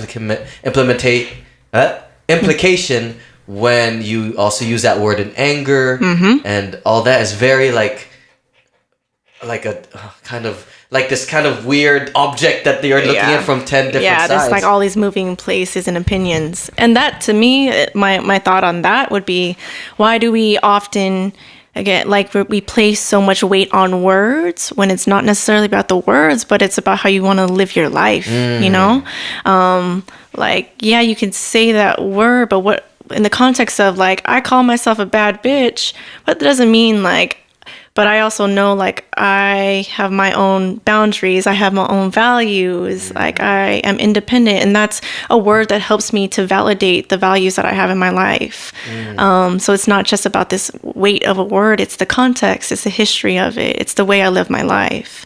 And that's where, I think with hip hop, it's these kind of debates often are like, again, it makes me think like, this is colonization. This is oppression. This is what they want us to do. They want us to have what is right and what is wrong, what is good, what is not in hip hop. When I thought that's like was the whole point, is that you can't ever have like a one labeled thing. We don't belong in categories because if you categorize us, if we allow us to categorize each other, we lose again. So do you think then, like, is that applicable to categorizing like that mumble rap? Like, is that then like that outside perspective colonization or oppression in that sense of saying, hey, this is not rap because this is mumble rap. Right. This is a different thing. It's not lyrical. It's not woke. Yeah, I think that's the breaking the generations, and that's another type of issue. Is like we are hip hop. We're from the golden era of the 80s. This is hip hop. Like, yes, and it is. And that was it for you. Again, hip hop is always evolving. Hip hop is about the youth then and the generation. And if the generation now likes mumble rap, that's hip hop right now. And instead of putting our notions and expectations onto youth, we have to be able to come to where they're at. And that's why I love CIPHER. I'm always learning about new music. Yeah. I don't know who Lil Gotti is, all these like, what? Couldn't even tell you, but I have to be willing to learn. And so if my students are saying they love hip hop mumble rap, then I'm going to be willing to be open to it. And I can still not like it, but I'm not going to tell them that it's not hip hop. I can't tell them who they are. But you'll be open to learning about it, learning from it. Yo, the youth are on it though. When I was at Denman Middle School, this kid, first week of school, comes in. He's like, hey, can I show you something? I'm like, what? Can I bring out my phone? He shows me, have you heard of Lil Uzi Vert? And then they just caught him that he was running away, right? And this was before Lil Uzi Vert like popped off, before he got super popular. And I was like, I don't know who this is. I bet this is some whack rapper. Like, what are you playing? And then little did I know, a few months later, he's hitting the chart and everything. Yeah. I'm like, dang, this kid was on it. Right. They have that connection that I don't have anymore. Sometimes I need to find the new. So what's the new music? Right? Yes. I'm like trying to use Discover Weekly on Spotify. What's the new shit? I don't have time to search anymore. Do World Star. Yeah. What's popping? Yeah. They are, and that's the foundation of education, community organization, and hip hop. Youth are key to the generations, and so they know what's up. We have to respect it. So that's another thing that's always hard, is that it makes me think about coming in as the Rock the School Bells coordinator. I'm a younger generation, like I'm the new one coming up, so things might look different, might sound different. The headliners we get might sound different. But there is that respect within our legacy and our lineage of Rock the School Bells advisors and family that like that's what we look for. We welcome the change. Is it interesting to be part of a legacy? Like, because I was just on this tip the other week of like looking at old ass legacies, like, because I just looked at frats and then looking at secret societies and all these things that have been instituted and some level of organizing for decades. Yeah. Right? And this is something that we see being built, like 11 years, that's strong. But there is now that base of a legacy, of a purpose, of a mission. And being able to be part of that is interesting, at least from the perspective of someone looking into it. How do you feel about that? Overwhelmed.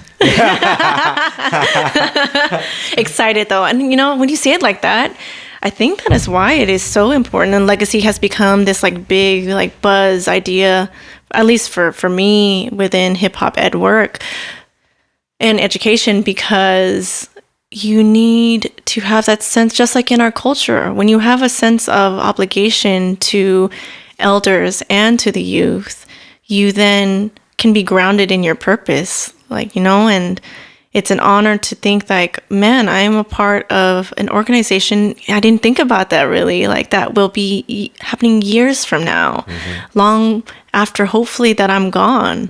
And how exciting that is, especially when we can use more legacies and institutionalization of organizations for people of color. Yeah, that definitely, it feels humbling. It feels warm when I think of it. To be a part of it.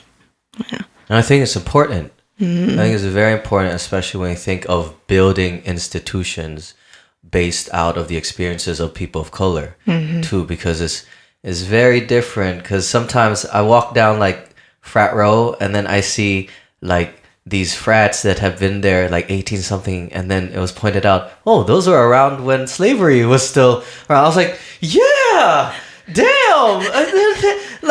And the principles, right, of the people who created that, it was created in a time when those thought patterns of slavery was acceptable, right? So it makes you think, okay, what now are the trickle down feelings or patterns of behavior of people who have been institutionalized within this organization, within this institution? It makes me just think of academia, right? Of who are the ones who set up academia, the people who set up the educational system in the Philippines believed in scientific racism, right? Of us being, oh, they're just dirty because they're brown. Like, and it was in academic papers. So how does that trickle down into how we experience just our lives and education too? So I really feel that's why it's important to have these alternative forms of institutional creations that speak to the experiences and are driven by people of color, by women of color who are not given those spaces to be what they are, what they can be, like traditionally. Yeah. And yeah, you preaching right now. I'm excited, bro. I'm gonna be there every RTSB. It's dope. It's dope to be in those spaces, though. Yeah. Like, I'll just speak on as a attendee, just to be able to see the vibe of youth and college, and then also the facilitators who come in to contribute and to really speak on their experiences, whether it is analyzing music, whether it's the business side of music, whether it's just music, DJing and all that. It is spaces, alternative spaces that have not been available, right, for people to just be. Yes. And exist and like thrive, especially within academia. That day, it's one of my favorite days in the year. Yeah. Besides like Christmas, right? Yeah. Because it allows for us to come together and really have a space. Like, we do so much work throughout the year, day in, day out, right? Deal with a lot of trauma and vicarious trauma through our students and a lot of hurt and a lot of work, good work, that this is like a one day that we can come together and realize and validate each other of why we are continuing to do this work. And that's goes to going back to your question of what's in my heart of hearts for Rock the School Bells. We have an educators conference piece, and one of my big goals is to really beef that up and make that a bigger space, because like me, I was a late bloomer, so I might not have been the youth that got to go to something like this, but that doesn't mean that there aren't educators, community organizations, and people that want to learn more, business owners that want to be a part of this more and learn about themselves through it. So that's what I'm trying to also provide with Rock the School Bells and the next legacy, I guess. March, right? March 10th. March 10th. Saturday, March 10th. Yes. So would you do me a favor and bless us with another poetry piece? Because I actually have some questions about poetry now that we're transitioning into, we've talked about like the logistical side of education. Could you actually put your computer here too, so that you can look here in the camera? Let's see. Cool. And to talk, to share. I remember, I think one of the very first times that I saw you was at cocktails at SFSU. You killed that shit. I was like, what? Who is this? And could you give a little background of cocktails? Oh gosh, I miss cocktails. Let's bring it back. Bring it back, yo. Yeah, so Ishmael de Guzman, shout out to him, missed him. A counselor, then at SF State, created a production that was in response to the Vagina Monologues. So Vagina Monologues by Eve Ensler has been an institutionalized historic production, happens globally, that I got to be a part of while being in graduate school at SF State. And then Ishmael created one that was in response, a little different though, where he provides a space for men of all types to be able to create their own narratives and then perform that. And that doesn't have to necessarily be in monologue or writing. It could be in dance form, comedic form, by music. And that's where the name comes from, Cocktails. And as he does this production, it's really a process, like a counseling process too, with these these performers, to create these pieces and really meet with them throughout the year and like explore what their identity of being males is about. So a lot of my work, we talk a lot about the hip hop piece and the Filipino piece and ethnic identity. And then we talked a little bit about like the feminism piece. And what has come for me because that's like where my poetry started too, was about like female empowerment, feminism. And then it evolved into, through Cocktails, realizing that, to be believe in feminism, to believe in the rights of women and voice of women, I have to also nurture and invest equally, if not more, into the voices of young men and men. And so that's where Cocktails came about. So to be able to be asked to be a part of Cocktails, to show that, I think you came when I did Skipping Rocks on Water. Did I have short hair then? I think so. And then you were like, I remember, please let me be there for you. Yes. And the message and all. Yeah. So I felt very honored to be a female, cis, heteronormative female, in all the traditional, typical senses, and being a part of Cocktails was a very powerful experience. To be able to give that message of we need a intersection, we need to work together, be able to all be a part of these issues and all of these movements together to be able to make them effective. Yeah, so that was Cocktails. Do you have that piece? Also? I do. You want to do that one? Hey, you can do that. You can do two. Let me get all these pieces, son. I know. Like, it's no like, limit. Do it all. Do your chapbook right here. Oh my gosh, Skipping Rocks. Let's see if I can find it. You are doing a publication, right? I guess so. 30th, you said. I guess so. Okay, let's see. Yeah, I'm waiting for that to be revived. I know you're busy, but could I put a request in? For Cocktails? Mm-hmm. Yes. Okay. Oh, here it is. Okay. I can do Skipping Rocks on Water. Dope. Cool. All right. Please. 2014. Yes. Oh my goodness. 2014. Okay. As woman, as feminist, as ally, as advocate, as victim, as victor, as shadow, as beacon, as Kim, I see it fit to extend my olive branch, to build a bridge across these waters, to make a necessary amendment to these modern day myths, mirages to men to only mirror what has been masked as masculinity to them, to find ways to break this code, to break the cycle, to break this mold, molding away our young men, our baby boys, our older men, again and again and again, and this will be a struggle. Come, join me. This will be a process, so let us begin. Brothers, come close and fill your cup. There is healing here, I assure you, my water is clean.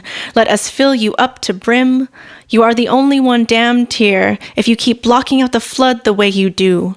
You have been fooled and convinced in your own concrete walls of violence and aggression, of ego and suppressed sadness that you cannot even see the fault lines in which your water is leaking through. Have you not noticed yet? You are existing half empty. Can you not see yet? You are leaking and losing due to a lack of loving. There is need for mending all around. Have you not learned yet?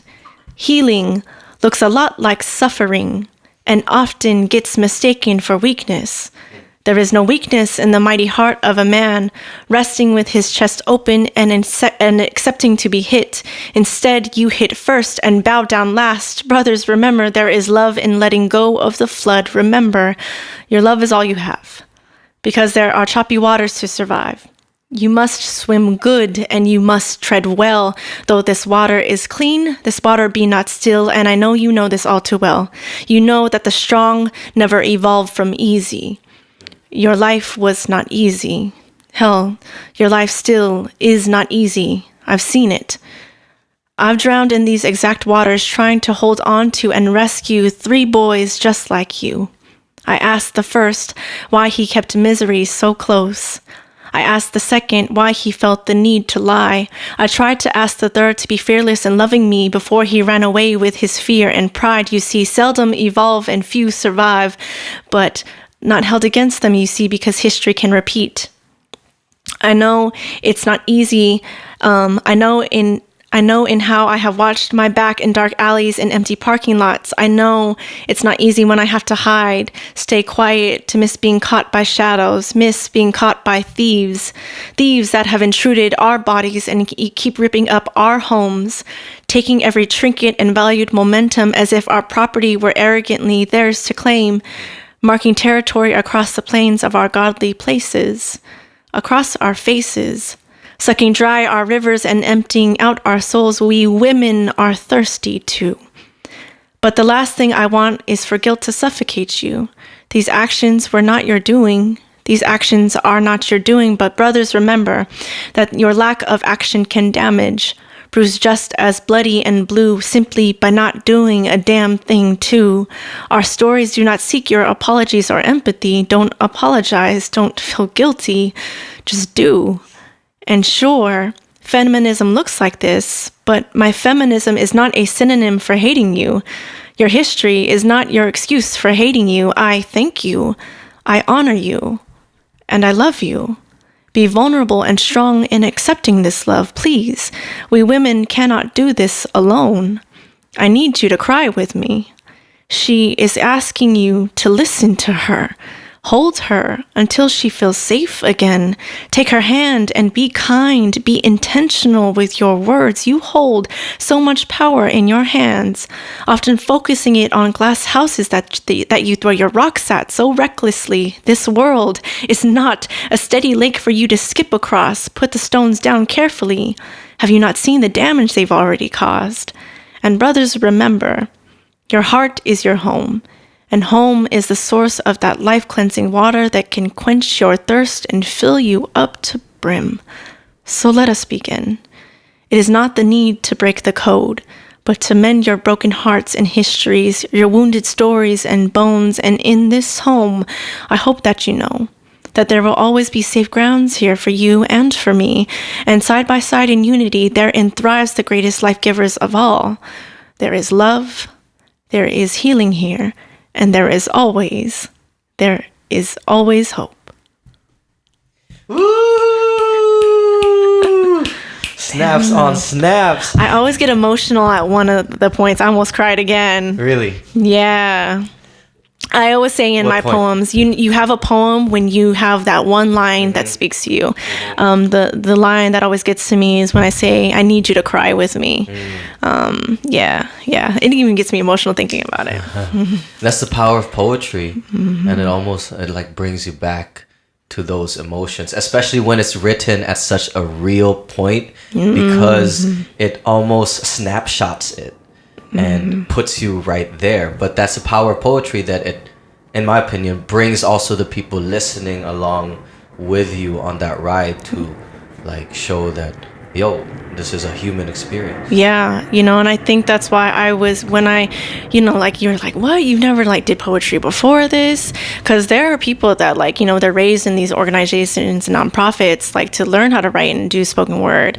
But me, I was just like this renegade out of nowhere, like just started doing this and started like really getting onto the scene of spoken word and slamming and like winning. I remember at SF State, I was the first Grand Slam champ for our first national team. Yeah. And I went against people that have been in Brave New Voices before. And I always I used to trip about like, what is it? What is it about my poetry? But I think it comes back to that heart of, I think I'm just really raw and honest in my experiences. And when I write these pieces, they're really about me. And when I can be okay and brave enough to put that out there on stage, that's how people like really feel this stuff, is because they feel it with me. Yeah. When you write, what's the impetus to writing? Is it usually like an emotion that you're at? Like, how do you get onto the paper and the page? Yeah. Like, do you have a set time that you write? Do you write when you are inspired for some emotion? What does that look like? What's the process of writing look like for you? I've tried the different ways. I think my best pieces have come from intuition and like inspiration on the moment. It was once said by what's her name? She's this white woman, Elizabeth Gilbert. She's dope. Eat, Pray, Love. Everyone has their comments about that book, but she said it in such a good way as a writer that she sees it like almost like a storm, that she can see. You can see a storm. I see it almost. This is my poetic part coming out. Like I'm on this grassy field, right, and I could see the ocean, almost like being over here, like in Pacifica, and like you could see the storm about to roll through. You feel it, but you can't force it. to come. I always feel like I know when a good poem is going to come. And sometimes that storm does come and it comes through full effect, right? And it starts with a few lines.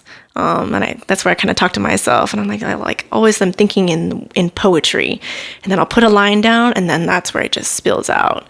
Other times I feel the storm coming, and I'm letting it come, and then it fizzles away or it goes into a different direction, and I have to be okay in those moments too. And like lately, I have not written in a while. And, instead of like, I could go through and like think, why am I not writing and be hard on myself? But I just have to let it happen when it happens. Yeah. So like all my good pieces were written in like an hour or 2 hours. And it's like riding that wave of inspiration or that storm, like riding through the emotions that come through it. Mm-hmm. Mm-hmm. Could you give me a little bit of this context behind this piece? Like, what were your emotions? What's the message? And like in the sense of what do you mean by this call to action for men to like be open that you're there for them too? What do you see is lacking in terms of the behaviors of men or the standard model of behavior and or expectations for them to act that they feel like they have a walled off to their flood in this case? Yeah. I think my answer to that is twofold. One is I had a friend in college. I remember when I started writing, getting into these, like becoming aware of like feminism and like women's rights. And like I would talk to my friend about it, and he was like, that's cool. And I'm like, you don't like care about this stuff? And he was like, well, that's cool, but it's just not my problem. And I was like, oh, and I think that's male privilege right there, right? Is that, yeah, like I support you in like believing in all these things and fighting that good fight, like, and I'll support you from right here, because I don't have to deal with that. It's kind of like the basis of Black Lives Matter, like us all taking action into something. But in this particular, I guess my call to action here is that for men, like it's one thing to say you support like equal rights, it's in feminism, and that like, you should be a bad bitch and do your thing. But it's another to be on the front lines with a woman. It's another to when a guy calls her out and says something offensive to her in a club, like she should be able to hold her own, but also saying like, you also are not just sitting there passively and being okay with it, that you too have the ability to say that's not cool. So things like that. But in addition to that, I feel there's like this message almost of call to action to cry with you, break open in a sense. Yeah, and that is the part where, and that's where I feel for men, and in particular, men and men of color in particular, because men of color are brought up into this world to be hard, to hold it together, not cry, not have emotions, and that comes out in be aggressive, be violent, and be dominant. And so, there's work to be done also before you can have a call to action to be on the front lines with women or really talk the talk and walk the walk. You have to do, back to our first conversation, you have to love yourself. And like if a call to action for like a male counterpart, and I want him to be able to believe in these rights and these movements with me, first thing I would want him to do then is to sit with himself and heal himself first. Like do that before you can come out and on the front lines in the streets with us. Do that before you can put yourself in a classroom. Do your work too, in that sense. Just like I think a lot of times women are forced. We are forced to have to do our work because that's just how we are socialized, to be emotional, to put ourselves on the lines, our hearts out there, our bodies out there. Open like that, and that comes with its dangers. But for men, it's about, like I said, there's a power in having a man rest open with his chest open rather than pushing and striking at me. So yeah, sometimes to do the work, and that call to action is to to do your own healing. And that's a scary thing for a lot of men, I understand. When I work with students, my male students, that's a lot of times where we have to focus on is what's happened in your life? Where are you hurting? Even asking that question, that could take a whole year for them to answer. Oh, fine.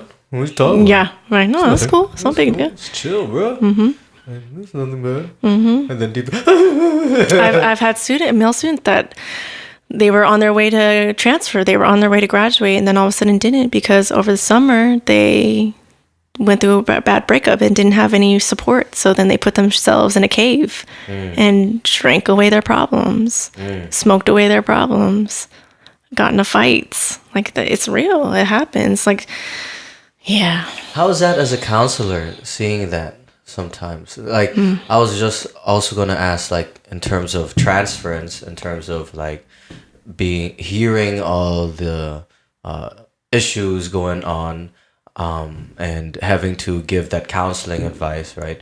How do you also kind of not let it affect you, in a sense, on a personal tip, if there is that? Because the emotional labor to work through people's issues can be very heavy on an individual who is working in a counselor position. So how do you do that? But also, like, how has it been for you when you have those times where you're saying you see a student who's gone through everything, is about to transfer, and just doesn't? What is that like?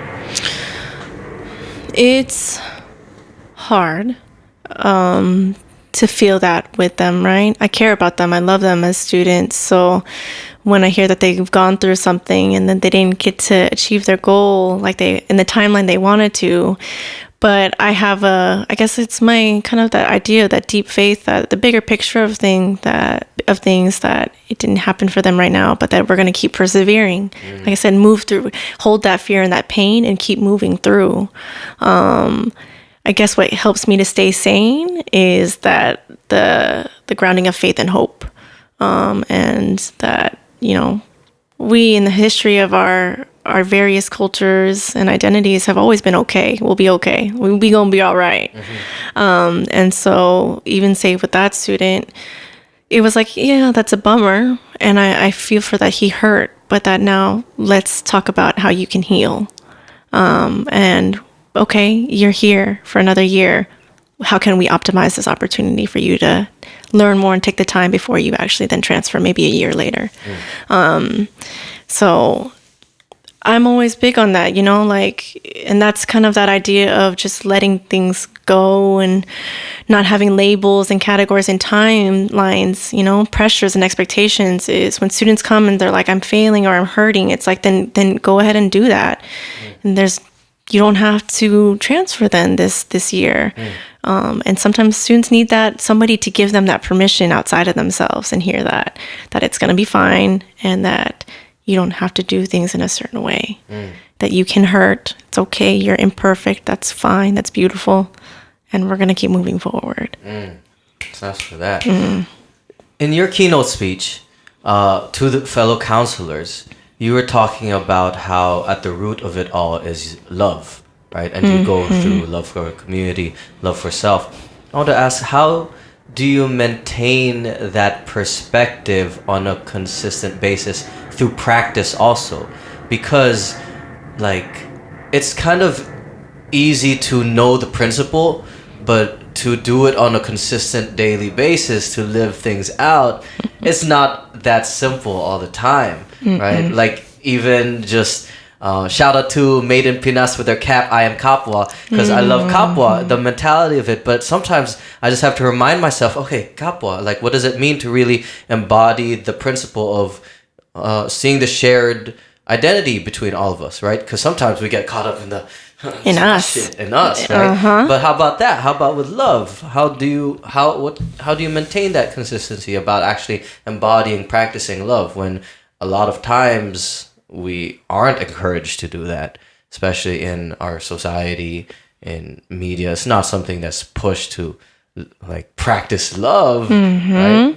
How do you do that as, like, an individual, but also on the professional level? There's, like, that almost pressure to be able to deliver and perform these services as a counselor. And say, like, and push students through. Yes. Like, and not be present with them. How do I maintain it? I don't know. I guess it's hard work.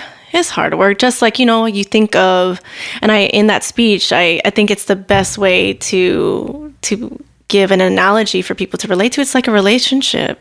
It's like having a child. You make a commitment. And every day you wake up, making love a choice and a commitment. And I think that is really it is. I believe that we are inherently loving and good, but you also still have to make that choice to practice it.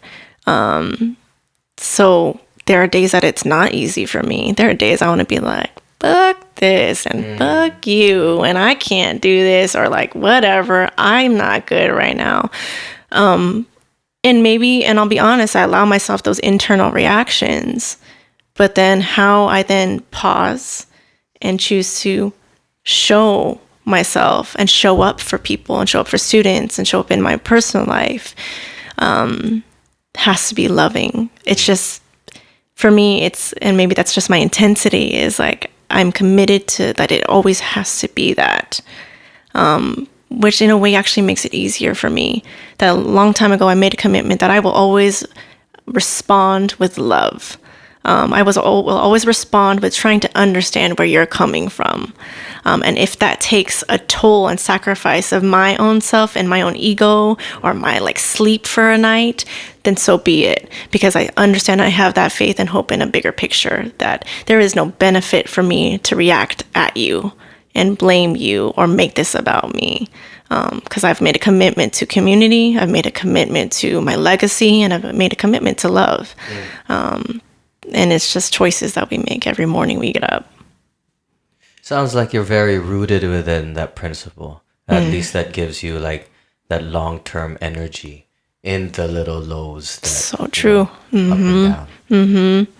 I want to ask, as based on this poem that we just heard, right, from a female perspective, and then you're talking about getting interested in feminism when you're in college, right, and then now a while ago you're in very grateful for your opportunity to be in a coordinator leadership position as a Pinay, as a Filipino.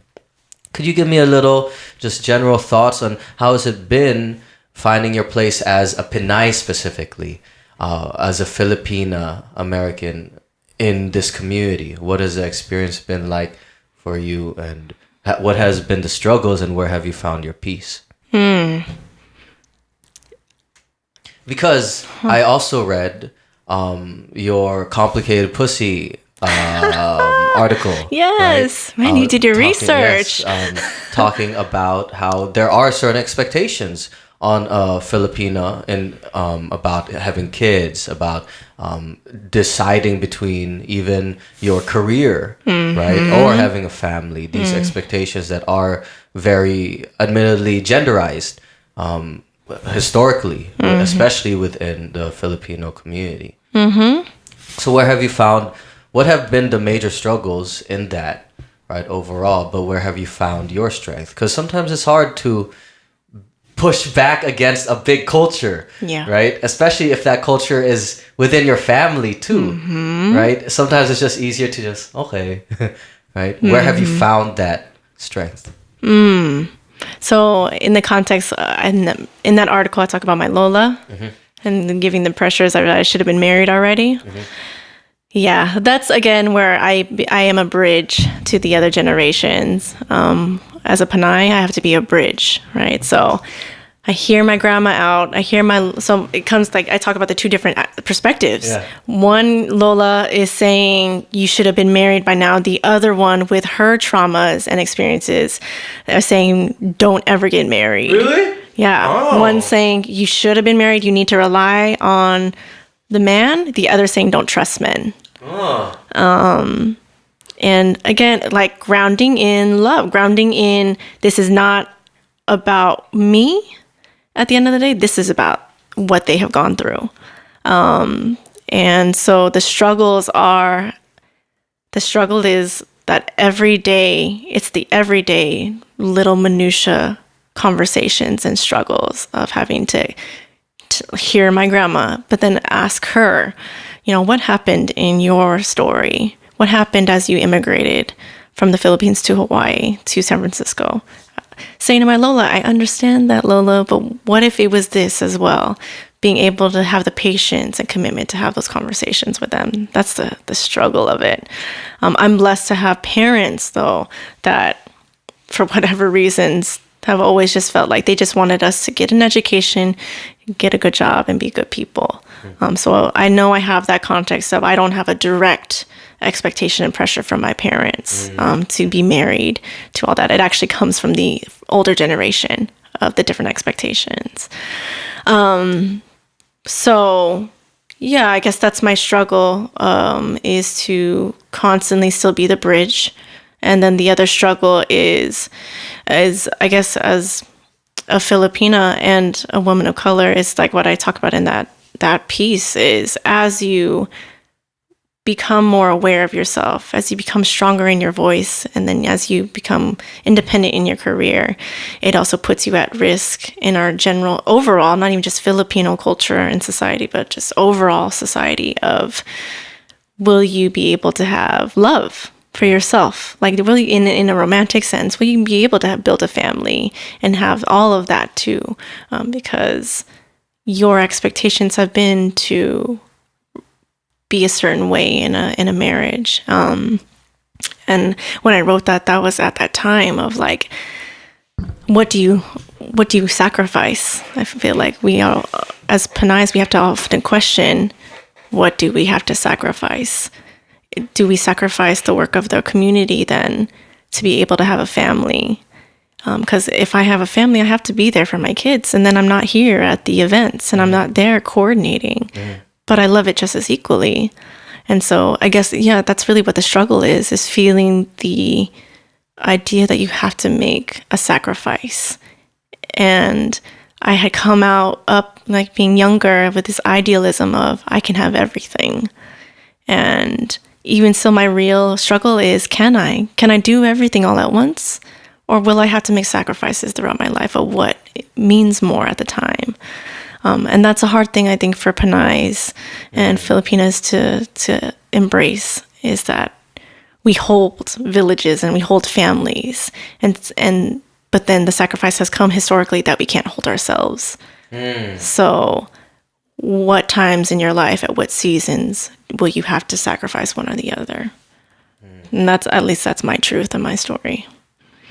It sounds like, I just wanted to get that perspective, because sometimes it's even hard for me to put myself into the role of, I don't know what it's like to be I'm like, I don't know. And vice versa. Yeah, there's something different. It's like, so, but I do think it's important to have those voices at the forefront so that the youngins and others can have that perspective, right? So we can have bridges between those who are our age and younger, but also between the genders, between like this conversation, because it, like, that Me Too campaign, that shit hit me a lot. Like, I was like, what the fuck? And I was just talking to my other cousin, and he was like, dude, I didn't know, like, some of the shit happens, like, to people that you would not have thought. Like, and I remember the very first time I would hear, like, stories that, what, you were followed just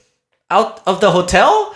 Just like walking down the street, I was like, I've never been followed. Like, just realizing that flip sometimes of experience that is totally different. You're in a different world. It's like a different matrix. Yes. You're plugged into a different experience. But you're in the same place, but seeing different realities. Yeah. Yeah. Just like for you, I'm sure, or for especially Filipino men, that you probably gotten questioned by authority in certain ways at some point, or stopped, or told you can't do this, you're not capable of that. There's other things that I don't experience that you do. And like, just as you're saying that, it's like, damn, this whole conversation, all the ones that you've had with other guests are just even examples for younger generations to listen to have a male Filipino and a female Filipino having a conversation like this even is really significant. So thank you for the space as Thank well. you for coming. This is what this space is. Shit. If it's just me talking into the mic, it's a different thing. Oh, no. Shit, but there are old episodes where it's just me talking into the mic, so don't listen to that. Unless you just want to make fun of me. But it's true. Like, I really feel there are, like, especially now where we're all here on the phone, like we do need spaces for listening to one another and like talking and having that dialogue, and where it's not just talking at each other, but also having a conversation with each other, because it's not something that we see all the time. Everyone's also either busy, right? To the Excuses, yeah, or reasons, or just distracted. Distracted, Very yes. distracting. Like just the next, Yes. or on that. And what I'm kind of fearful is the lack of communication between generations too, like from the younger generation to the older, and having those stories lost. And like within our own families too, right? Like, what were the experiences of our own families? And then we go into these dialogues and these studies of intergenerational trauma, of like, what does that, what are the implications of that? But how do we know if we don't even know our own Lola's stories? Yes, yeah. That brings me to another piece that I wanted to share. That was actually published in Tayo magazine. I wanted to shout them out. But it's actually about my grandma. I don't know. You did your extensive research, so maybe you saw it already.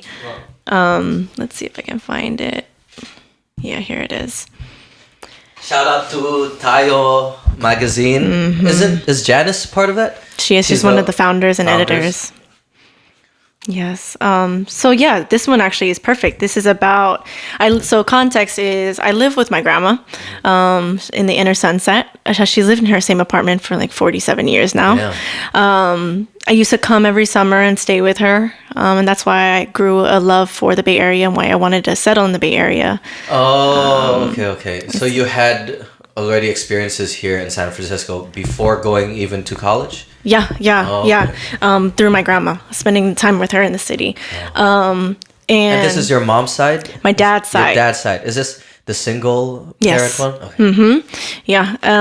And so the crazy other thing is that she and I are born on the same day. Oh, what? I'm her only granddaughter. So, you know, I've now been living with her for 7 years, since I moved here for grad school, and we've gone through our ups and downs, which I never anticipated, because I think she sees a lot of me in her and vice versa. So it's a lot of this learning and fighting ourselves within each other, that this kind of plays onto. So it's called Babaylans That Be. And I'll go into it. There is a spiritual warfare happening on 10th and Irving in apartment 1. You probably couldn't tell from the silence. Sit still long enough and you can almost hear the powers shifting. Listen hard enough and you will hear she is breaking my heart. Grandma doesn't quite love like San Francisco. But sometimes it's hard to tell the difference between the fog and her love. Growing up, I often got the two of them confused. It's difficult to tell if I find home in this city or in her. Both are beginning to fade. Both are looking different as the days move forward. Colonized mouths tell me reconstructed city culture. I hear gentrification. Grandma is convinced of dementia. I just know her body is no longer strong enough to carry the weight of our women. Weight she expects me to carry. Was not given the tools from her mother on how to teach me kindly. Now this is a burden she is beating into my back. So I am calling on the Babaylans That Be. Our shamans, our ancestors, our healers, because there is a spiritual warfare happening on 10th and Irving in apartment 1. She often remains quiet with her occasional attacks. I keep closed mouth and often retreat to respect. She has given me resiliency, has given me Hawaii and Pearl City, has given me the Philippines and Bohol, has given me San Francisco, apologizes with homemade chocolate chip cookies, massages me with mangoes and coconut milk mungo bean soup, has begun to feed me her hurt and her trauma, and I hate it. Do not want to continue the bloodline in this way. Do not want to be like her bitterness, nor like this city that is losing its spirit. So I'm trying to heal Grandma, me, and this city all at once. I am exhausted. I am scared to lose her. It means losing me. I am next in line. I am choosing to reject it. I am not ready for this responsibility. So I am calling on the Babaylans that be. How does one watch the things they love slowly fade and die in front of their eyes? When the shift has come, will I be so numb? I wonder, will I even cry? Am I holding on tight enough to her? Fighting hard enough for this city? Will I have anything to hold on to soon? San Francisco losing her memory to upgraded parks and 5-story condos. Grandma losing her memory as the sun sets golden on her closing gates. The fog is beginning to slowly roll in now.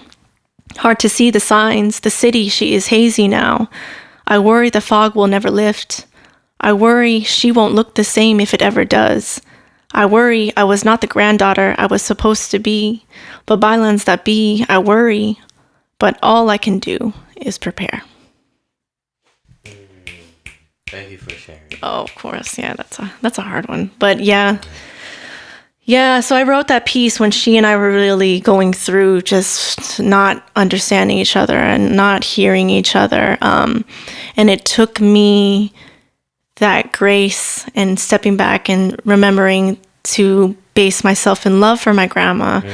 And it wasn't perfect every day. Again, like, it's not a perfect practice. There were days where I would tell my mom, I just cannot understand her, Mom. I just want to leave. But the overall process of it, I really learned that, she's had things happen in her life that she didn't major in psychology. She's not a major in counseling. She doesn't have a community of other woke community organizers to cry with her and hold her. She just had herself. And she was abandoned by her mom and left by the man that she loved, that she now has to raise a son by herself. And through all those things, I have to it's almost like that responsibility again, as that bridge. I have to take her pain and hold that for her and kind of transform it into something that will be beneficial to take and inherit to the next generations. And that takes a lot of work. Again, it exhausts me, to be honest. It's not an easy commitment to take that energy and that trauma and be able to relearn it and repackage it for a future generation. And that's why cycles continuously happen, because it's an easier thing to check out. It's an easier thing to just keep it going in the status quo of how things have been.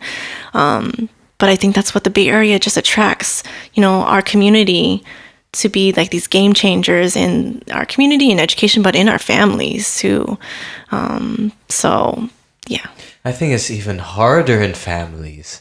Like, you're putting yourself in there too.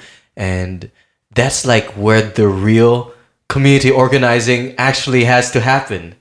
Like, all our community organizing, it's almost training just for us to actually go back home to our families and do the work there. Yes. It's kind of crazy to think education, all these tools and all, to actually embody it within the home and to realize how we have been affected ourselves and then transform that. Yeah. It's so heavy, but also so freeing once you're able to go through that process. But it is true. It's not like a snap of the finger, everything's okay. But damn, just like thinking of, the experience of a woman that is left, has to raise her son alone and all that.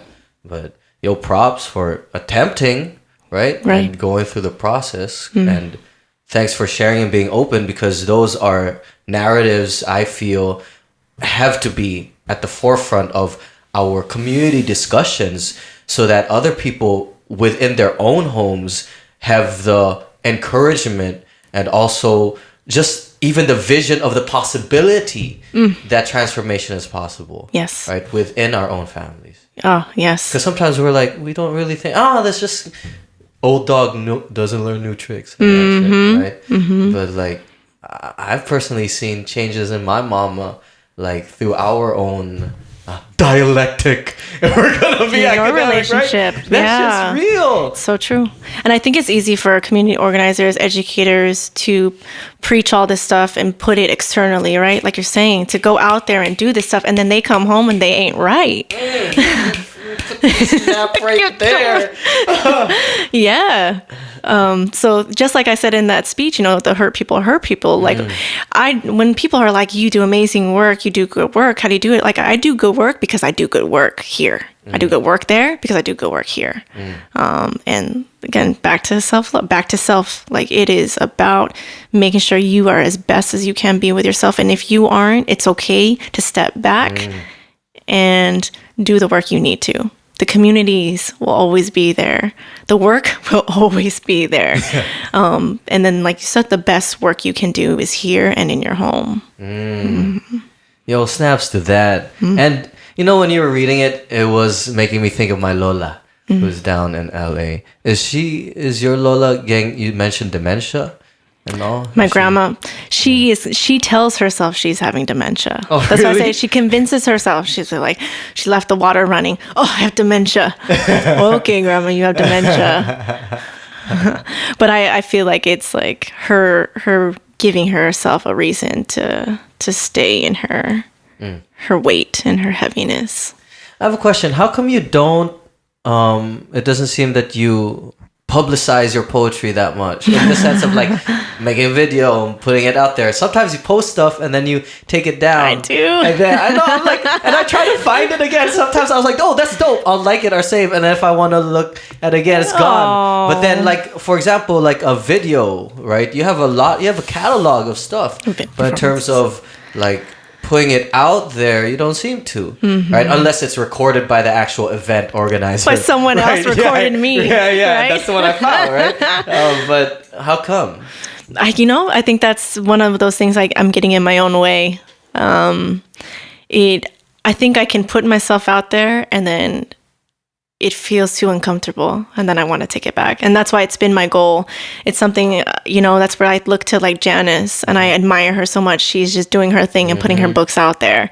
I started initially writing on paper, but I've never put anything out there. I think, maybe it's that thing of I don't want it to be live. If I publish it, it's real. Like you can keep that forever and you can pass it on and why wouldn't I want that? But I think my own human fear is, it's so close to me. Am I ready to put that out there? And that's why I've made it my goal at my 30th year to publish a book with just like, I'm like, you know what?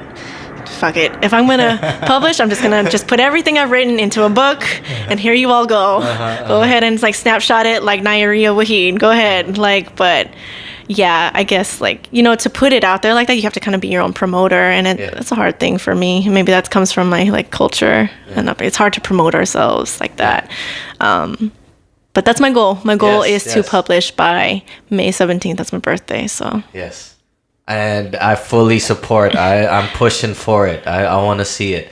I've been waiting. And like, I also think about it in a way of that responsibility, not to put pressure or anything, but like the responsibility to be that person that other people can see themselves in. Yes. And to be able to put it out there to like shit, I saw myself in Ruby Ibarra, right? Like, and that had very transformative even thoughts and experiences. So as people who have the capacity and beautiful work, I want to see it. So I'm just saying that selfishly because I want to see that shit. I appreciate that. And I think I've needed to hear that actually because I've kind of stepped back from the scene for a while. Even like performing, I don't really perform that much anymore. And I think I was using, and it was real, but I was using the reasoning of I just work so much. I was like I was really involved in that. Again, it's like one of those things of what can you sacrifice? But I've been feeling this pull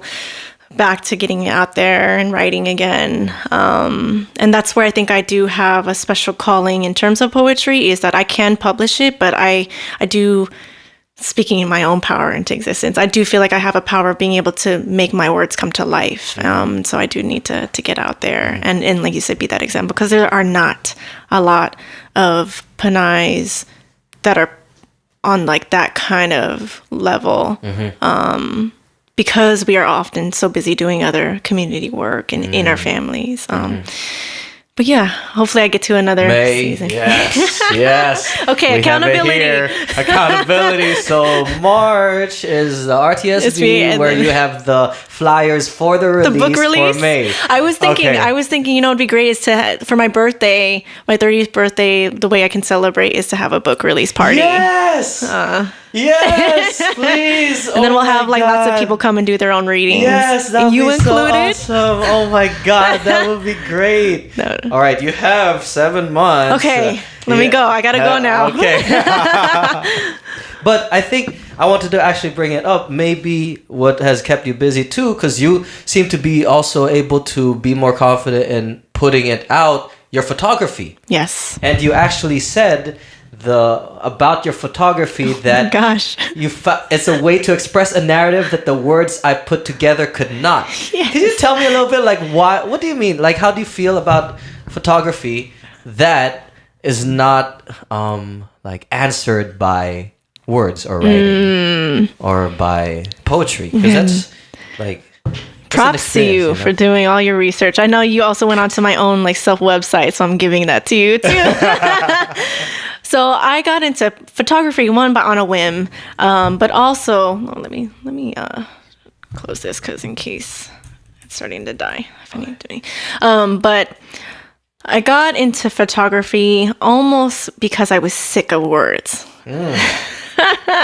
And I am such a creative because of that. I know it's like the creative, like I'm sure you could relate. Like you get bored after a while with doing one thing for so long. And I was just getting sick of talking all the time, getting sick of like expressing myself verbally, that at some point, like I just wanted to shut up and express myself. Like, let me just be able to express myself without having to explain it all the time. Yeah, and so that's how I started getting into like taking photos of people, taking photography classes. I really love Frida Kahlo. So a big thing that Frida Kahlo was known for is her self-portraits. And so that's what I really loved using photography for. I felt like, you know, selfies is one thing, right? And that kind of culture. But I loved taking self-portraits in these artistic ways of myself to capture moments and emotions that I was going through. If I can make myself vulnerable in a way of words, I can do it through making myself vulnerable in the way of visual presentation as well. So I was also, that's actually something that I want to get back into eventually too, is self-photography and self-portraits. But yeah, to tell other people's stories. Like for some reason, people love the photography I take. So I was like, okay, people would ask me to take photos of them. So it's like, sure. Then eventually people were saying, I'll pay you to do it. And I was like, wow, this is great. So I love to do the same for other people. I love to take photos of people to tell who they are and to expose us brown and black folks in a way that is different than the narrative that is mainstream and that is out there. So it seems a lot of your work, both written and visual, is like a counter narrative to the mainstream like expectations of what, or stereotypes of what black, brown people are or should be. Yeah. And another way to think of that is also, I'm just trying to provide the narrative of what I know. And maybe because that can get exhausting too. It's like I'm always giving an alternative, counteractive narrative. Like sometimes at the heart of it, I'm just trying to provide mine.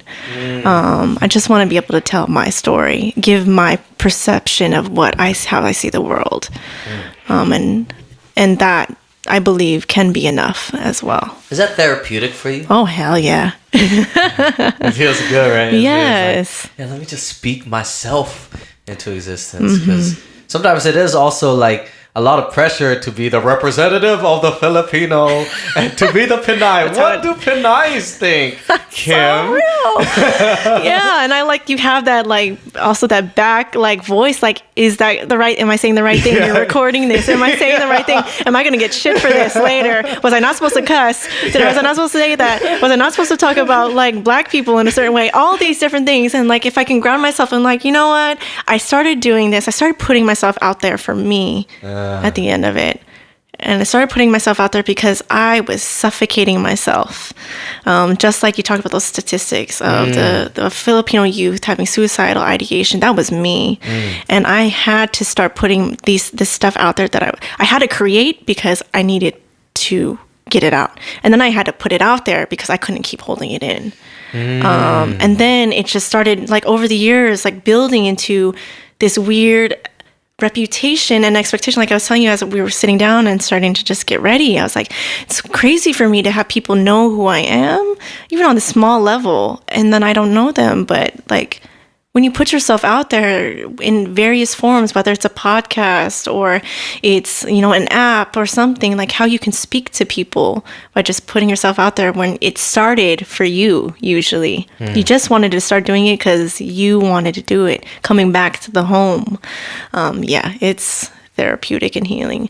I think I'm in this place as a creative and an artist where because I did that for so long and it was so impactful, now people are looking to me to explain it. And I'm in this like state of teaching and mentoring and processing, which has kind of been for the last couple of years.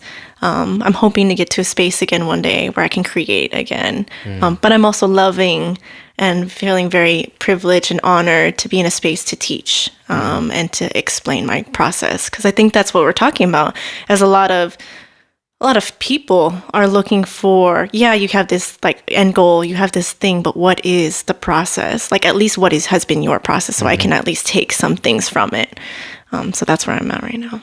Dope. It is a transition to go into that, like a leadership or like mentor role, but at least you bring a lot. You have a lot to share, and I think that's important to be able to share in that aspect. And in context of sharing, I like to ask, to wind down on the end, 3 pieces of advice that if you were going to reflect on, and I like saying a younger you, but it could be in different stages, whether it's the one who was shy or said to be shy, told to be shy in high school, who was shy that they couldn't do a piece in their room unless the light is off, right? To advice that you felt to a younger Pinay or Filipina who may not be even in touch with hers yet, but finding it out in grad school. What are 3 pieces of advice from Kim Davalos? I would say enjoy the moment, even the hard moments. Like it sounds weird, but enjoy those too, because you know it's all part of it. It's all part of the process that you will be fine eventually. So enjoy it, be present. Don't get whisked away in the anxiety of things or that things aren't planning out like you had wanted.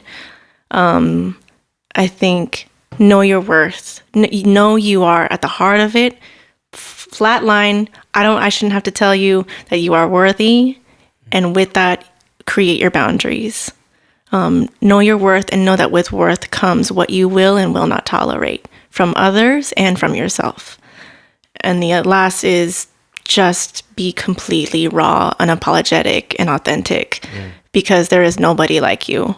There's nobody that can bring to the table, that can bring to a podcast what you can bring. Every single person. You have something unique. So just go out there and be completely who you are. Don't say sorry and don't feel the need to explain. Thank you. What could I ask, expounding, how does one find or know their worth? What does that entail? I think, that's a great question. I think you know your worth by taking risk. By taking risk of putting your voice out there, putting yourself out there, trying something and getting hurt and failing or having it not work out. But then you're fine. Or you put yourself out there, you make those risks and it works. And through failure and success and accomplishment, through both of them, just like through fear and love, you find who you are. And the more you can do that, and the more you see that you always come out in one piece and you're okay, and that you'll heal, and if you know that you'll be fine, then that's where the worth comes in. Knowing that I've been through some things, but I'm stronger for them, or I've been through it and I achieved this. So just like just like my name, they say the acronym KIM, keep it moving. So I'm always like, keep it moving forward, keep on going. You'll find your worth as you keep moving forward. Hey, Kim, keep it moving, Davalos. I like it. Yeah. Could you bless us with another piece? Yeah. To close it out. Yeah, I have a perfect last piece. It's actually a short one, so hopefully that's okay. But it's something that speaks to me even now. It's called What My Ancestors Whisper. What my ancestors whisper. You have an obligation to keep writing, to keep churning the autumns into winters and winters into spring. You have the duty to tell the moon's lessons and your mother's beloved, to tell how we fought, wounded, and bled. A woman like you was given a womb full of stories, and our stories must be birthed and brought to life. Woohoo! That is perfect to that's your advice for your book.